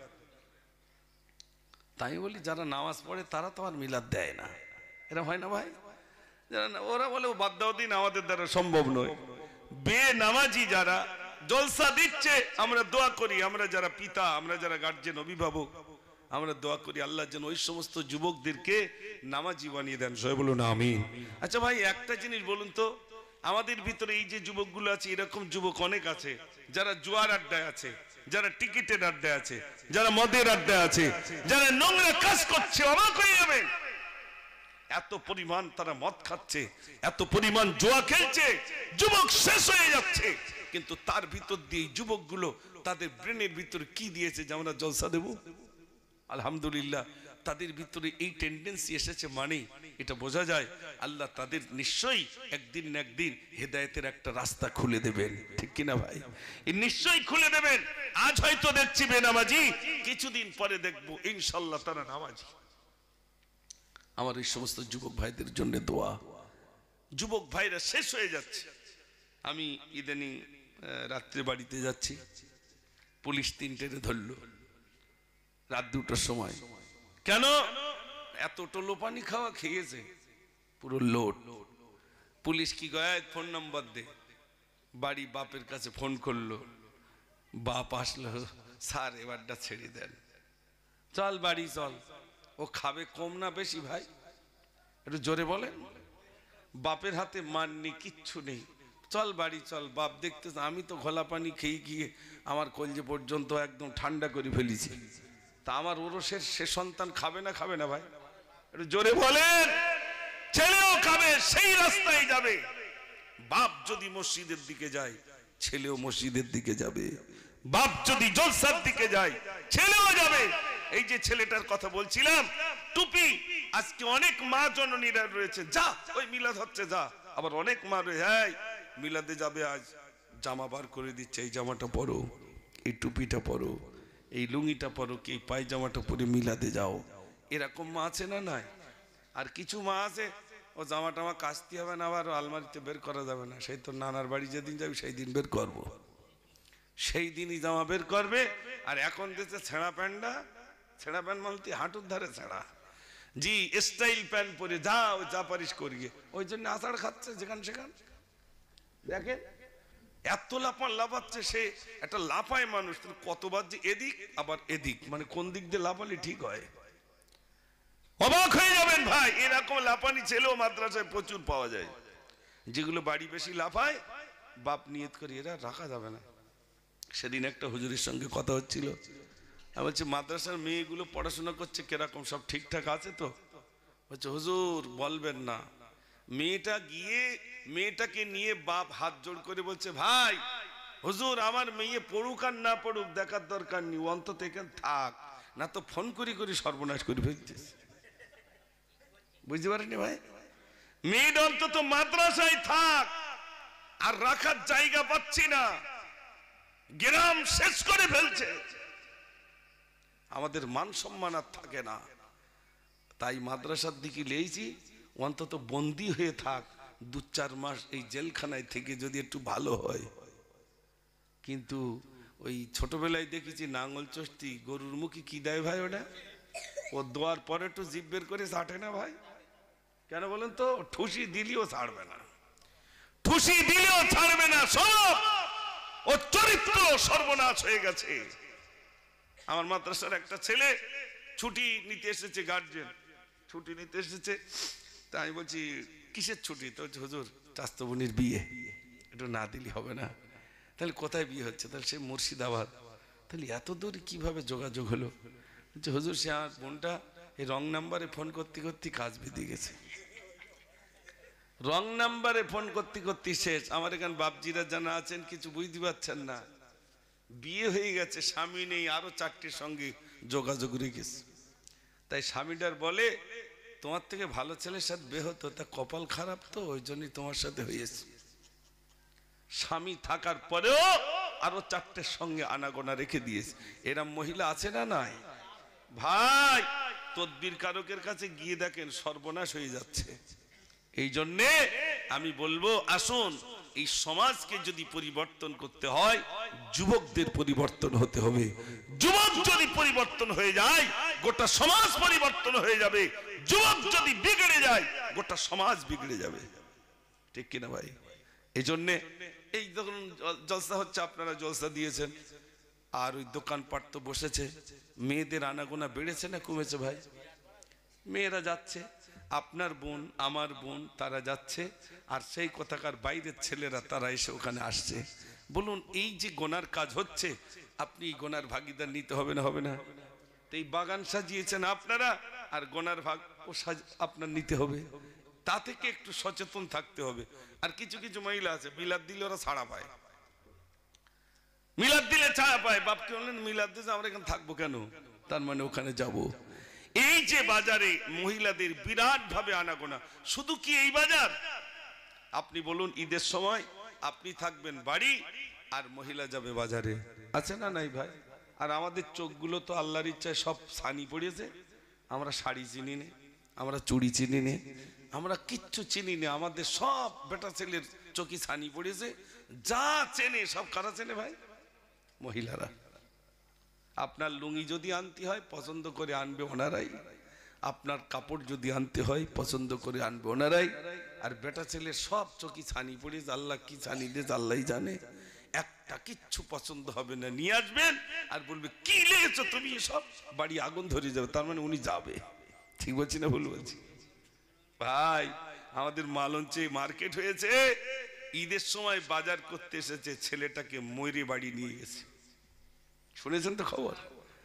ছোট্ট বাচ্চা ঈদের সময় মার্কেটিং করতে নিয়ে এসেছে, গরমে বাচ্চাটা হার্ট ফেল করে মারা গেল। মা মনে করছো জনমের মতো ঘুমোচ্ছে, আমি ভালো করে কেনাকাটা করলি। যেই বেরিয়েছে টোটোয় উঠবে, দেখে যে নেতড়ে গেছে, সঙ্গে সঙ্গে মারা গেল। আচ্ছা ওই রকম মা সমাজে রাখা যায় ভাই? ওরকম মাও আছে। এই জন্য আমার মায়েরা, এই মায়েরা জেগে টেগে আছে বলে মনে হয় ভাই, যদি শোনে বলবো রে কেন লেইছি সারা, ও তো দেখে দেখে আমারকে বলে যাচ্ছে। কিন্তু আমি এখানকার মায়েদের বলিনি, মা এখানকার মায়েরা তো ভালো। ও গো মা তুমি বলে দাও আমার পিতাজি কোথায়, ও গো মা তুমি বলে দাও আমার পিতাজি কোথায়। আজ ভোরের পাখিরা ফিরে এসেছে, আকাশে তারাগুলো জ্বলে উঠেছে, আর ভোরের পাখিরা ফিরে এসেছে। আকাশে তারাগুলো জ্বলে উঠেছে, জননী ওগো জননী, পিতা ডাকে না আমায়, ওগো মা তুমি বলে দাও আমার পিতাজি কোথায়। নারে তাকবীর। আমার যোগ ভাই এখানে যারা আছেন আপনারা সব সদস্য ভাই, আগামীকাল কি বার ভাই? শুক্রবার। মাশাআল্লাহ, আমি 5 ওয়াক্ত নামাজের দাবি করব না, কাল শুক্রবার ইনশাআল্লাহ মসজিদে যাব। রাজি আছেন তো ইনশাআল্লাহ? একটু আস্তে হয়ে গেল না, একটু জোরে বলুন ইনশাআল্লাহ। শোনেন, প্যান্ট পরেছেন তো কি আছে, কোনো অসুবিধা নাই। গেঞ্জি পরেছেন, কোনো অসুবিধা নাই। ওটা পবিত্র হওয়ার দরকার, পাক হওয়া চাই। নামাজের ভিতরে 13টি ফরজ, কেউ লিখেছেন 14 ফরজ, আর কেউ লিখেছেন আপনার 13 ফরজ। তার ভিতরে জায়গা, কাপড়, শরীর পাক। জায়গা, কাপড়, শরীর পাক, তার মানে যে জায়গায় নামাজ পড়বে সেই জায়গাটা পাক হওয়া চাই। কাপড় এবং শরীর, এই 3টে পাক। তাহলে জায়গা, কাপড়, শরীর পাক। ওয়াক্ত কিবলা ছতর ঢেক। ওয়াক্ত বলতে এখন জোহরের সময় না আসরের সময়? কিবলা মানে আমাদের দিক। কিবলা কোন দিকে? এখান থেকে কোন দিকে? এই দিকে। তাহলে এদিক পশ্চিম, ও তাহলে এই দিকে ফিরে কিবলা, কিবলার দিকে পড়তে হবে। আর ছতর ঢাকা বলতে নাভি থেকে হাঁটুর নিচ পর্যন্ত, এটা আপনার ছতর ঢাকা কাপড় হলে নামাজ হয়ে যাবে। তাহলে যুবক ভাইরা যাবেন তো মসজিদে ইনশাআল্লাহ? একটু জোরে বলুন ইনশাআল্লাহ। আল্লাহ যেন প্রত্যেককে নামাজি বানিয়ে দেন, সবাই বলুন আমি। আর সোনার ভাইরা জলসা দিয়েছেন, মসজিদের সঙ্গে সম্পর্ক রাখুন। শুক্রবারে অবশ্যই যাবেন, প্রতি শুক্রবার যাবেন। আস্তে আস্তে দেখবেন 5 ওয়াক্ত নামাজ পড়তে ইচ্ছা হবে। আপনাদের মতো অনেক যুবক পরিবর্তন হয়ে গেছে আলহামদুলিল্লাহ। অনেক যুবক নিজের জীবন বদলে দিয়েছেন। প্যান্ট পরছে তো কি আছে, গেঞ্জি পরছে তো কি আছে, আলহামদুলিল্লাহ। 5 ওয়াক্ত নামাজ তাদের জীবন থেকে আর ছাড়ে না। প্যান্ট পরছে, কাজ করছে, দর্জির কাজ, ওই যে কোনো একটা কাজের সঙ্গে নিয়োজিত রয়েছে, দাড়ি রেখে দিয়েছে। আচ্ছা, আপনারা তো ক্রিকেট খেলা দেখেন না? দেখেন না? যোগ ভাইরা দেখেন তো? আচ্ছা, আমাদের এই ভারতবর্ষের কিছু প্লেয়ার আছে, তাদের দাড়ি আছে না নেই? একটু জোরে বলতে হবে। তারা হিন্দু না মুসলমান? মুসলমান। হিন্দুদের দাড়ি নেই। তাই হিন্দু ভাইরা যদি দাড়ি রাখতে পারতেন, আমরা কেন ছেড়ে দেবো? আমরা রাখবো তো ইনশাল্লাহ। রাখবেন। তারা যদি রাখে, আপনি কেন রাখবেন না? রাখেন, দাড়ি রাখেন, সৌন্দর্য বাড়বে, আপনার সৌন্দর্যটা বাড়বে ইনশাআল্লাহ, বেড়ে যাবে। আল্লাহ আরো আপনার রূপের ভিতরে, চেহারার ভিতরে আরো সৌন্দর্য বাড়িয়ে দেবেন ইনশাআল্লাহ। একটু জোরে বলুন না সুবহানাল্লাহ। রাখবেন সোনার ভাইরা, নামাজ পড়বেন, শুক্রবারে অবশ্যই মসজিদে যাবেন। কেননা নামাজ ছাড়া জান্নাত, জোরে বলে, মিলবে না। ও যুবক ভাইরা, আমার নামাজি হয়ে যান। মসজিদে নববী শরীফে আল্লাহর নবী সাল্লাল্লাহু আলাইহি সাল্লাম শেষ ভাষণটা, যে বক্তব্যটা রেখেছিলেন, ও সোনার ভাইরা, মুমূর্ষ অবস্থা এবার দুনিয়া থেকে বিদায় হবেন। নবীজি বলেছিলেন, সালাত সালাত আকিমুস সালাত, নামাজ নামাজ নামাজ। আল্লাহর নবী বলেছিলেন, আয়েশা রে, আমার মাথাটা একটু উঁচু করো। আয়েশা মসজিদে নববী শরীফ ইমামতি কে করে? আম্মা জান আয়েশা বললেন, হযরত আবু বকর সিদ্দিক রাদিয়াল্লাহু তাআলা ইমামতির আসনে চলে গেলেন। বলে, আমাকে একটু মাথা উঁচু করে দেখাও। ভাইরা আমার, হুজরা থেকে মাথা উঁচু করে দেখলেন, নামাজের কাতারে দাঁড়িয়ে গেলেন।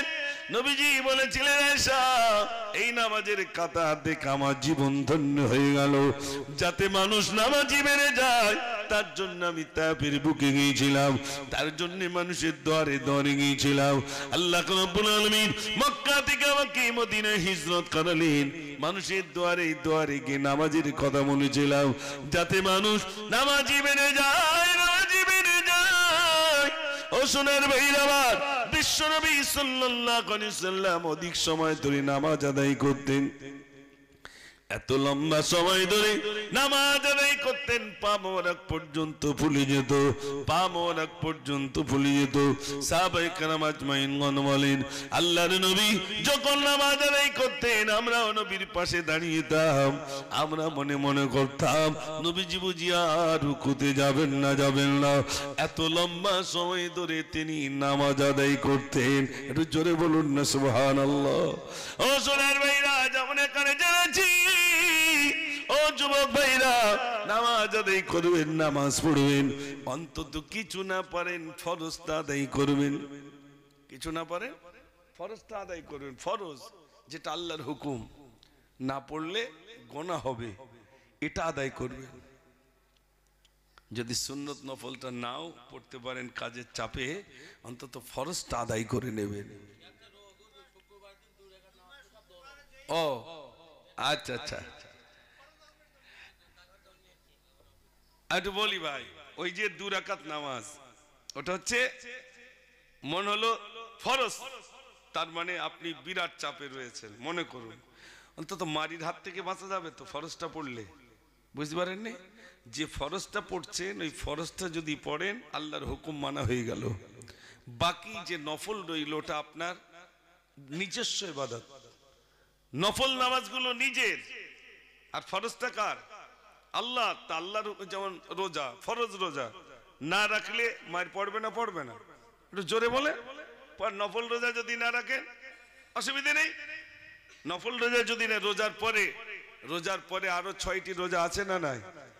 ওই রোজাগুলো কি রোজা? হ্যাঁ, সুন্নত রোজা। ওই যদি কেউ না রাখেন গোনা আছে? গোনা নেই। কিন্তু ফরজ রোজা যদি একটা ছুড়ে যায়, তাহলে ওরকম যদি 60টা রোজা করেন একটার বদৌলতে, তবু ওই একটার সমতুল্য হবে না। ও সোনার ভাইরা, আমার বিশ্ব নবী বলেছেন, এক ওয়াক্ত নামাজ যদি কোনো মানুষ ইচ্ছাকৃত ছেড়ে দেয়, 80 হোক বা জাহান্নামে পড়তে হবে, 80 হোক বা জাহান্নামে পড়তে হবে।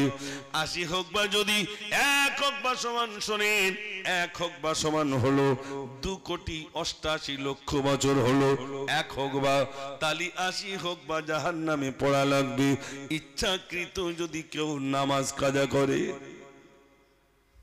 কত হোক বা ভাই? 80 হোক বা। 1 হোক বা সমান কত বললাম? 2,88,00,000 বছর।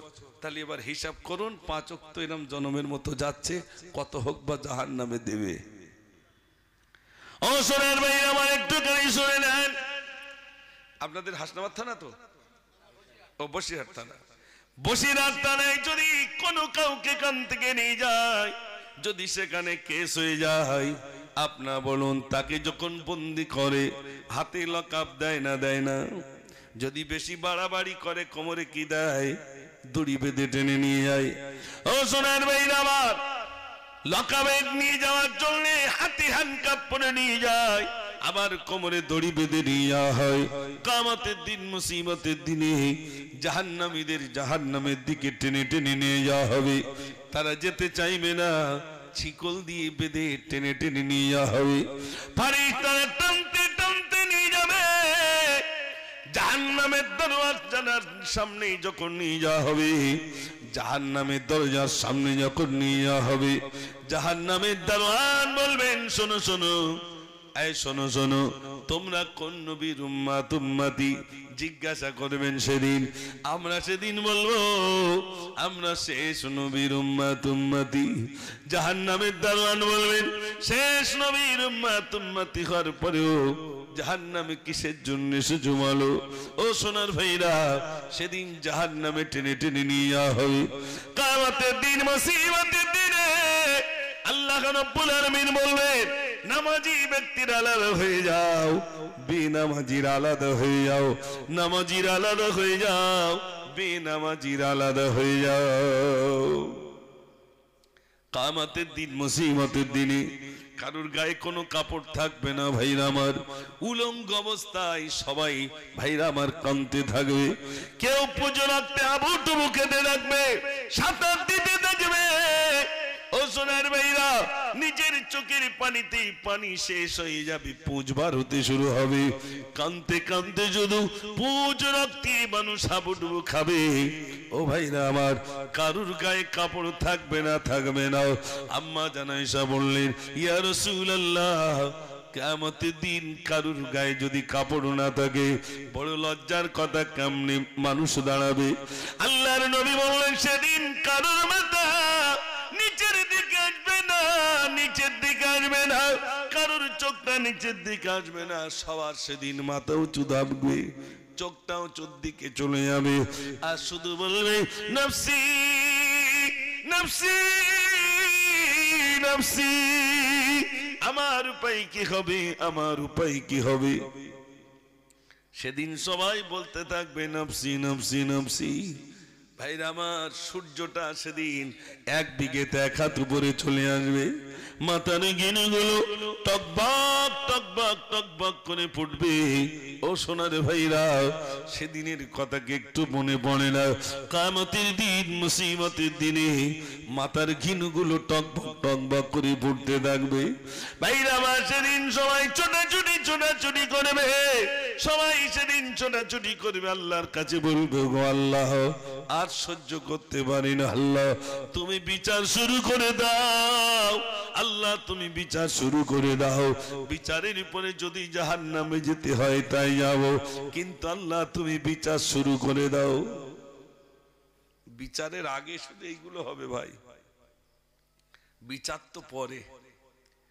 বিচার পরে দুনিয়ায় দেখবেন ওই লকআপের ভিতর রেখে দেয়, তারপরে জেলখানায় কিছুদিন রেখে দেয়। বিচার কি সহজে হয় ভাই? জোরে বলে। সেই কাঠ গলায় দাঁড়াবার আগে খানিক দিন, 3 মাস আগে তুই খেটেলে, তারপর কিয়ামতের দিন বিচারের কথা বলবে আল্লাহর কাছে, আল্লাহ তুই বিচার শুরু করে দাও না, সহ্য করতে পারছি না আল্লাহ। কষ্ট হচ্ছে আপনাদের? ইনশাআল্লাহ আমি প্রায় শেষের দিকে এসে গেছি। আমার যুবক ভাইদের কাছে বলছিলাম, সোনার ভাইরা, ও যুবক ভাইরা আমার, বিশ্বাস করুন, কিয়ামতের দিনে এই যে জমিন দেখছেন, আসমান দেখছেন, পাহাড়গুলো দেখছেন, সেদিন কিছুই থাকবে না, থাকবে না। এই জমি, এই আসমানগুলো ঠাস ঠাস করে জমিনে ভেঙে পড়বে। পাহাড়গুলো যা দেখছেন, আল্লাহ পাক ওই পাহাড়গুলোকে বললেন, আল জিবালা আওতাদা, পাহাড়গুলোকে প্যাকের মতো আল্লাহ গেড়ে দিলেন। ওই পাহাড়গুলো সেদিন তুলোর মতো উঠতে থাকবে। ভাইরা, আসমান ভেঙে ভেঙে জমিনের উপরে একটার পরে একটা ঠাস ঠাস ঠাস করে পড়বে। ও সোনার ভাইরা, সেদিন বেশি দিন নাই, সেদিন বেশি দিন নাই। ও ভাইরা আমার, কিয়ামতের দিন, মুসিবতের দিনে সবাই সেদিন নফসি নফসি নফসি করবে, আমার উপায় কি হবে, আমার উপায় কি হবে। সবাই সেদিন ছুটবে আদম নবীর কাছে। ও আমাদের পিতা আদম নবী, আপনি আমাদের পিতা আদম আলাইহিস সালাতু ওয়াস সালাম, আপনি একটু আল্লাহর কাছে সুপারিশ করুন, আল্লাহর কাছে সুপারিশ করুন। আদম নবী সেদিন বলবে, আমি পারবো না, পারবো না। সেদিন আদম নবী পর্যন্ত নফসি নফসি করবেন, আর বলবেন, আমি একটা লাখ জিজ্ঞেস করেছিলাম, জান্নাতে আল্লাহ আমাকে রেখে দিয়েছিলেন, আর নিষেধ করেছিলেন গন্ধম গাছের পাশে যেও না, আমি ফল খেয়ে ফেলেছিলাম, আমি একটা লাঞ্ছিস করেছিলাম, আমি সুপারিশ করতে পারবো না, পারবো না। সেদিন আদম নবী পর্যন্ত নফসি নফসি করবে, ইব্রাহিম নবী নফসি নফসি করবে, মুসা নবী নফসি নফসি করবে, সকল নবী নফসি নফসি নফসি, সকল নবী নফসি নফসি করবেন।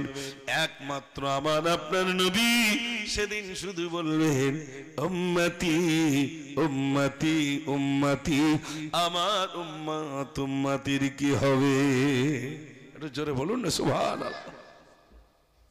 সুপারিশ করবেন একমাত্র আমার আপনার নবী। যত নবী এসেছেন, সকল নবীর উম্মত উম্মতির আগে আমার আপনার নবীর উম্মত উম্মতি আগে দয়ার জান্নাতে চলে যাবে। জোরে বলুন না সুবহানাল্লাহ। ভাইরা, এই জন্য আসুন ফিরে আসি, আসুন ফিরে আসি, মসজিদের দিকে সম্পর্ক রাখি। আপনাদের জন্য লিখেছিলাম, আল্লাহ তোমায় আমি ভুলেছি, ভুলেছি তোমার ঘর। আল্লাহ তোমায় আমি ভুলেছি, ভুলেছি তোমার ঘর। এখন হয় নাকি? সেই 10:30 11টার সময় বলার দরকার ছিল, এখন শেষের দিকে তুমি বলতেছো লাও চালাও আবার হারকেন ধরো নাকি? 2 ঘন্টা টেনে বুঝতে পারছিস না, মনে করতে মাইকে বলা সহজ। এক জায়গায় নাঙল চষে এসেছি, আবার এই জায়গায় চষতেছি, অত সহজ না ভাই। হ্যাঁ, অনেকে বলবেন হুজুরির অনেক টাকার দরকার না ভাই। হ্যাঁ, একটু আওয়াজ দেন নারে তাকবীর। আগে থেকে সিগন্যাল দিতে হয়। সেই 10:30টায় বললে আমি করে দিতাম, কোনো আপত্তি ছিল না। এখন নামার সময় এখন বলছে কালেকশন করে দিতে হবে। হয় আমার পরে যে আছেন বলে দিও, তিনি করে দেবেন ইনশাল্লাহ। বুঝতে পারছো? কই সেক্রেটারি? তো তুমি তো সেক্রেটারি কই? কই সেক্রেটারি কই দেখি? তো সেক্রেটারি সাহেব চুপ করে বসে রয়েছে, কি করে হবে? তুমি যদি আগে বলতে হয়ে যেত আলহামদুলিল্লাহ। সেক্রেটারি না বললে হয় আলহামদুলিল্লাহ। আগামী বছরের জন্য কিছু দেবেন আপনারা, বাচ্চাগুলো তারা এই জলসা দিচ্ছেন, আপনারা রাজি আছেন তো? কিছু কিছু দেবেন তো ইনশাল্লাহ? হ্যাঁ না বলেন না যে ইনশাল্লাহ? ইনশাল্লাহ দেবেন তো। কই 25 কেজি চাল দেন দিন দেখি, একজন হাত তোলেন দিন যে ইনশাল্লাহ আমি দেবো। দি বলেন একজন 25 কেজি। খিচড়ি হচ্ছে তো নাকি? কই কই খাতা লেখা এসো। হ্যাঁ উপরে এসো, ওখানে বসে মৌরি পাশে বসতে হবে। বলেন দিন ভাই 25 কেজি চাল দেবেন কে? একজন হাত তোলেন দিন, আব্বা মার নামে আমি 25 কেজি চাল দেব। বলে কোন ভাই রয়েছেন? মাশাআল্লাহ, ওই দেখেন ওই ভাই আমার বাপজি বলছেন আমিও দেবো। মাশাআল্লাহ, দুটো নাম লেখেন। আর একজন বলেন যে 25 কেজি আমি দেবো। 3 বস্তা হলেই হয়ে যাবে ইনশাআল্লাহ, নাকি? 3 বস্তা হলেই হয়ে যাবে তো। আমি এই পোলট্রির ফার্ম দেখলে বুঝতে পারি যে যেরকম কতটা পোলট্রির ফার্ম, আর প্যান্ডেল দেখলে বুঝতে পারি কতটা চাল লাগবে, কতটা ডাল লাগবে। আলহামদুলিল্লাহ এই প্রতিদিন চেয়েছে আমার একদম সিস্টেম হয়ে গেছে ভাই। 2 বস্তা হলো, আর 1 বস্তা হবে। আর মায়েরা জেগে আছে, মায়েরা জেগে আছে। তাহলে একজন পাঠিয়ে দাও, ভান্ডারের টাকা নিয়ে আসুক। 1 মাসে 1 মাসের ভান্ডারের টাকা নিয়ে আসুক। একটু বলেন কই যুবক ভাইরা একজন বলেন 25 কেজি চাল। একজন বলেন তাড়াতাড়ি বলেন 25 কেজি আর কে চাল দেবেন বলুন। 2 হলো আর 1টা দেন। কই কটুরিতে এত সময় লাগে না ভাই। 25 কেজি চাল দেবেন আল্লাহর রাস্তে, আল্লাহ যেন আপনাদের দানকে কবুল করে নেন। বলুন কই আপনাদের ছেলেরা জলসা দিয়েছে ভাই। ও না থাকলে, এটা না হলে কি আর এই হয়েছে নাকি? না কালেকশন হলে এইগুলো হয়েছে? এই মাইকটা এইগুলো এমনি এসছে? ও খিচড়িটা এমনি হয়েছে? না সেই চৈতলের তেলে? তাহলে এখানকার মানুষই দিয়েছে, তাই তো নাকি? দেবে, জাল ফেললি যে বড় মাছ পড়বে তা না, কিনো কন কন করবে, তাই তো নাকি? হ্যাঁ হ্যাঁ, আমার সব জানা আছে ভাই। যেখান দেয় না সেখান থেকেই আমি বেশি, আর যেখান দেয় ওখান আমি অত বেশি চাইনি। জি হাঁপিয়ে যাবে তারপর। হ্যাঁ অত সহজে হবে? হ্যাঁ বলুন আল্লাহর রাস্তে বলুন আর 1টা বস্তা চালকে দেবেন। গজল এবার বস্তায় বস্তায় হবে। কচি আয় দেখি কিছু দিবি নাকি? তাহলে বসে যা, জ্বালাতন করিস নি। বলেন তাড়াতাড়ি বলেন। ও ভাই আর 25 কেজি। মাশাআল্লাহ, দেখেছেন চাল নাকি হয় না? হবে না আবার? আজ দুঃখ নেব না, খুশি নেব, খোদা গো তুমি দাও না বলে। আজ দুঃখ নেব না, খুশি নেব, খোদা গো তুমি দাও না বলে। আজ এই দিনেতে রসুল এলো, এই দিনে বিদায় নিলে। আজ দুঃখ নেব না, খুশি নেব, খোদা গো তুমি দাও না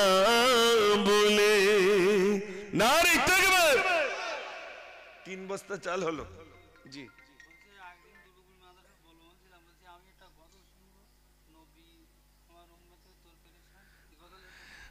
তো কি দিচ্ছ, কি কি দেছ? ও তাহলে 4 জন হবে তো, 3 জন হলো কেন? ওনার নামটা লেখেন, আলাউদ্দিন। 3 বস্তায় হয়ে যেত, উঠুক না, তোমরা জ্বালাতন করো কেন? বাঁশ যত বেশি আসবে তত ভালো, বিক্রি করে দেবে, চাল বিক্রি করে দেবে, অন্য কিছু কেনবো, হয়তো ডাল আসছে না, তখন কি করবা? যা আসবে নিতে হবে, ঝিনুক শামুক বাদ, মাছ যা আসবে সব তুলতে হবে, নাকি ভাই?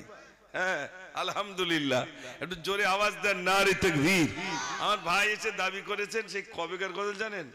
ও গো নবী আমার উম্মতেরি তরে পেরেশান, ও গো নবী আমার উম্মতেরি তরে পেরেশান।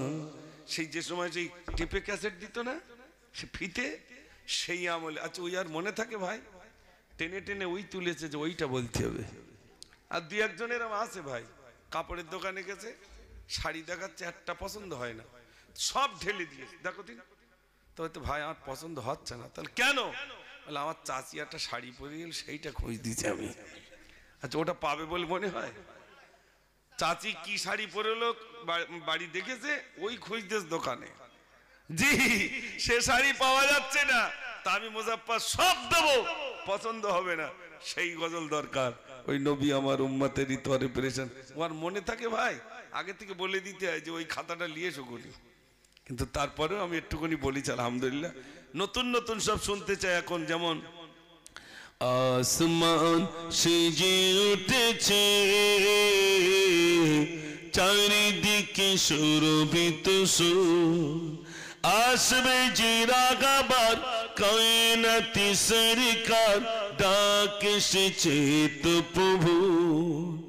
ইয়া রাসূল ইয়া রাসূল বলিবারে মান, অনন্ত ঢেউ যেন বলছে ডেকে, এসো হে বন্ধু আমার, এসো হে বন্ধু আমার, এসো হে বন্ধু আমার, এসো হে বন্ধু আমার।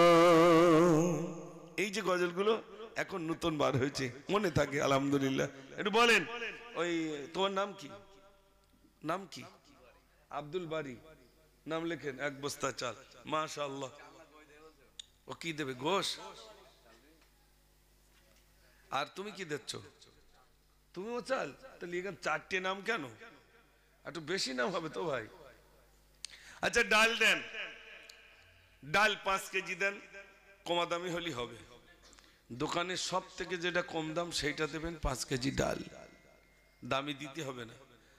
কয় যুবক ভাইরা রাস্তায় কেন আসেন? এদিকে কিছু দিতে হবে তো, এটা আসেন, 5 কেজি ডাল দেন। কই কোন ভাই আছেন? মায়ের নামে দেন 5 কেজি ডাল।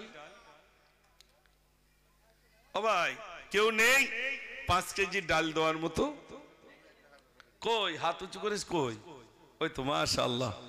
ভাইয়ের নাম কি? ওই তো ভাই হাত, এই কটা লোক তাই চিনতে পারতেছে না। মানে যুবকের লিতে ইচ্ছা নেই নাকি? ওখানে দাঁড়াও না, একটু লজ্জা করো কেন? আল্লাহ, কাজ ছোট বোনাই, তোমার বোনাই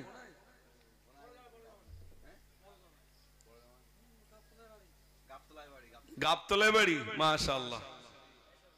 5 কেজি ডাল দিচ্ছেন, এই গ্রামের জামাই তো নাকি? আচ্ছা মাশাআল্লাহ। দেখেন চাচা খুশি হয়ে গেছে জামাই দেশ বলে। আর জামাই আছে এখানে? একটাও দেখেন দিন, খুঁজে খুঁজে পিছনে দিয়ে আসেন, দেখেন দিন। আর একটা জামাই ধরি 5 কেজি। কই আর জামাই আছে? কই জামাই বাবু কই? ওই তো একটা জামাই, মাশাআল্লাহ। একটু তাকবীর দেন, নারে তাকবীর। কই জামাই বাবু আপনি কিছু দেন অন্তত। ওদিকে একটা জামাই 5 কেজি ডাল দিয়েছে। আবার জামাই বাবুরা যত বেশি দেবে শাশুড়ি শ্বশুর তত খুশি হবে, হবে না? হবে না? জামাই বাবুরা এ দেখেন আমার গ্রামে, ওই আমি শুধু চাচিকে বলি জামাইকে খবর দাও আসো, খরচ তার আমার নেই, খাদ দিতে হবে কার ভাই? ওরা দেবে খেতি, আমার বাড়বে। আর রাস্তায় দাঁড়িয়ে থাকবো, বোনাইরা ঢুকলি হয়, যেই আসবে বল ভাই একটু তেল দিতে হবেন কিছু 5 কেজি। ও তোমার জ্বালা আমরা শ্বশুর বাড়ি আসতে পারিনি, আর কিচ্ছু করার নেই। নিজামুদ্দিন কই? নিজামুদ্দিন কই? ও তার নামে কে দিচ্ছে?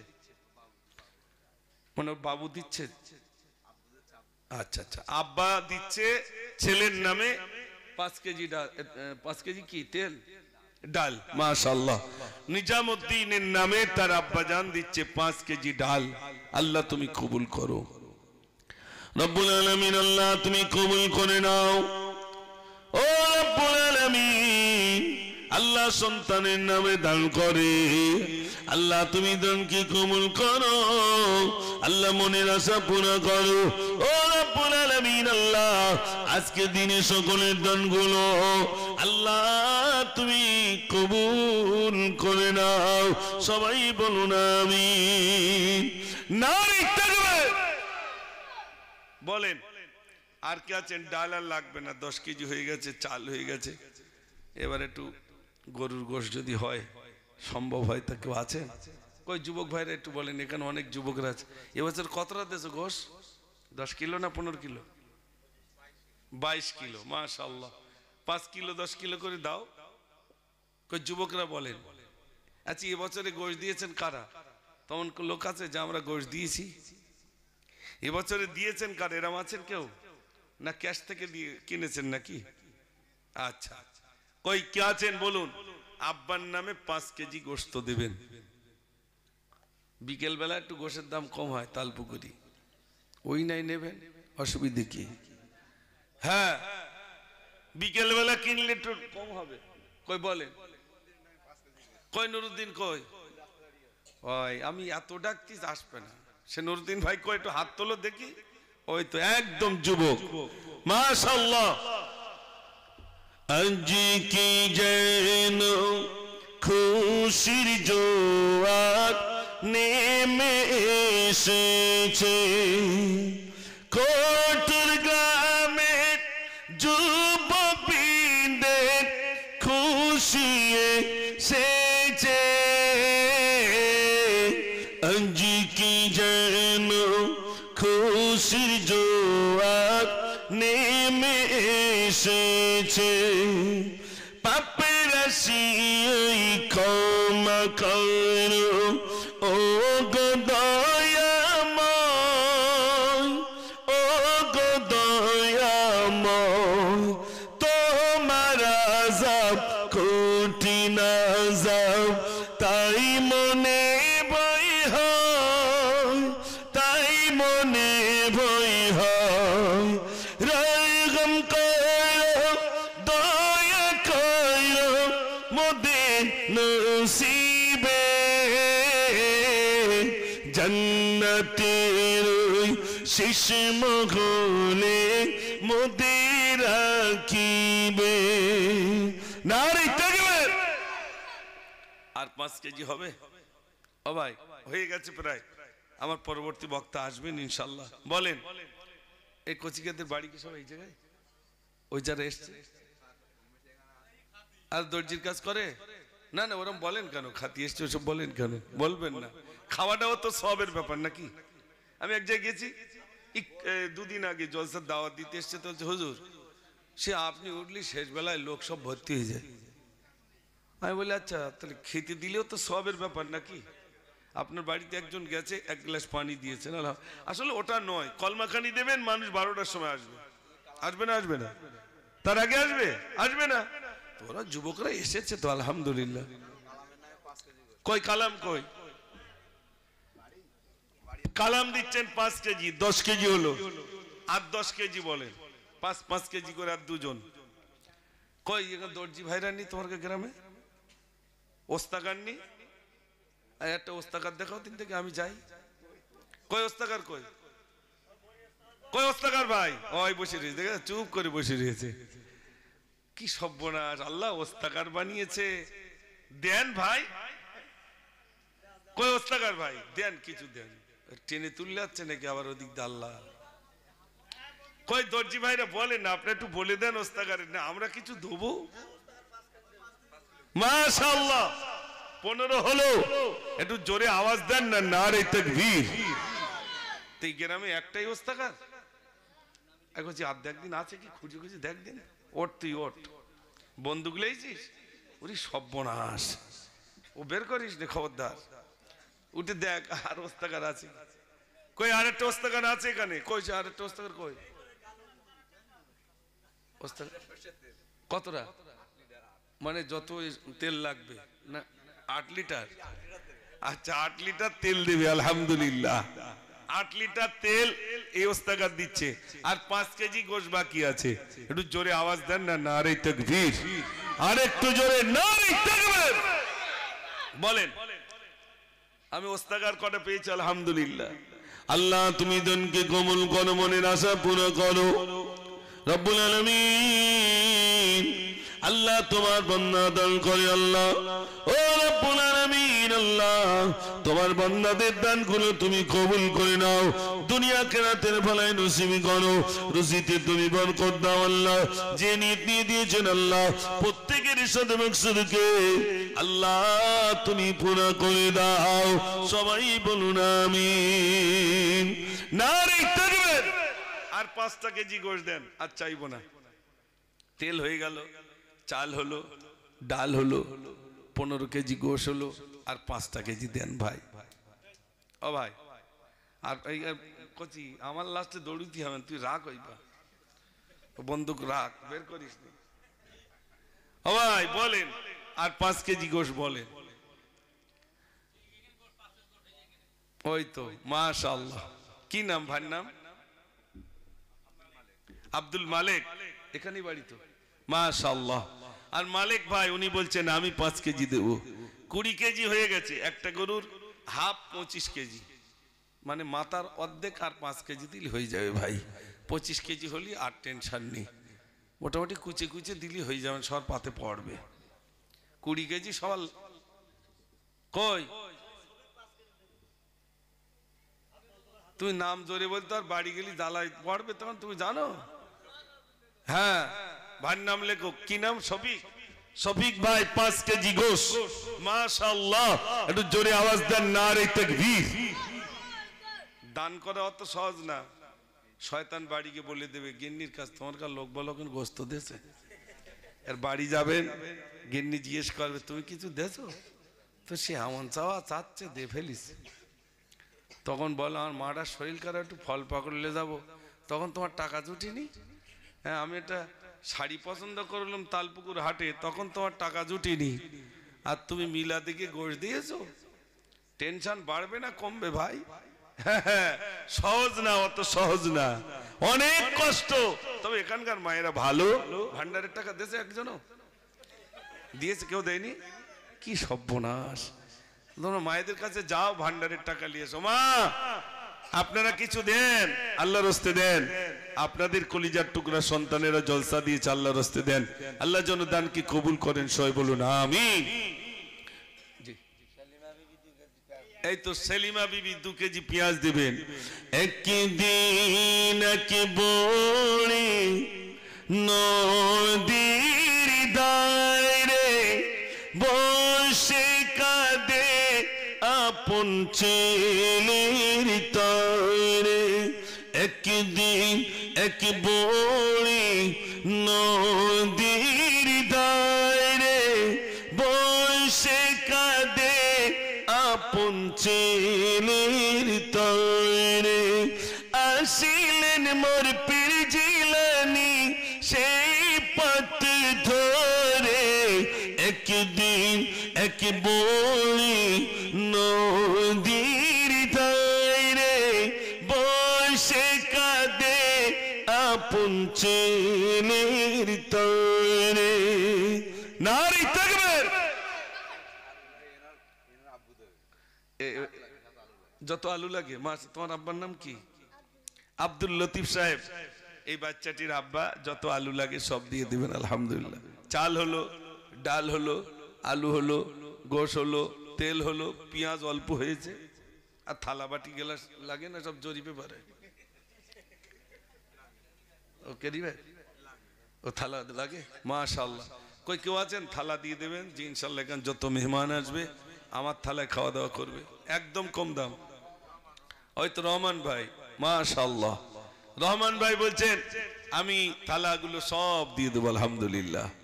এবার মোটামুটি যা হয়েছে অনেক হয়েছে। বক্তা নিয়ে আসেন, বক্তা নিয়ে আসেন, হ্যাঁ নিয়ে আসেন। আলহামদুলিল্লাহ আমার ভাইরা অনেক দিয়েছেন। আপনারা বলছিলেন হবে না, দেখেন প্রচুর পরিমাণে আমার ভাইজানেরা দিয়েছেন। আল্লাহ পাক তোমার বান্দার দান আল্লাহ তুমি কবুল করো, সবাই বলুন আমিন।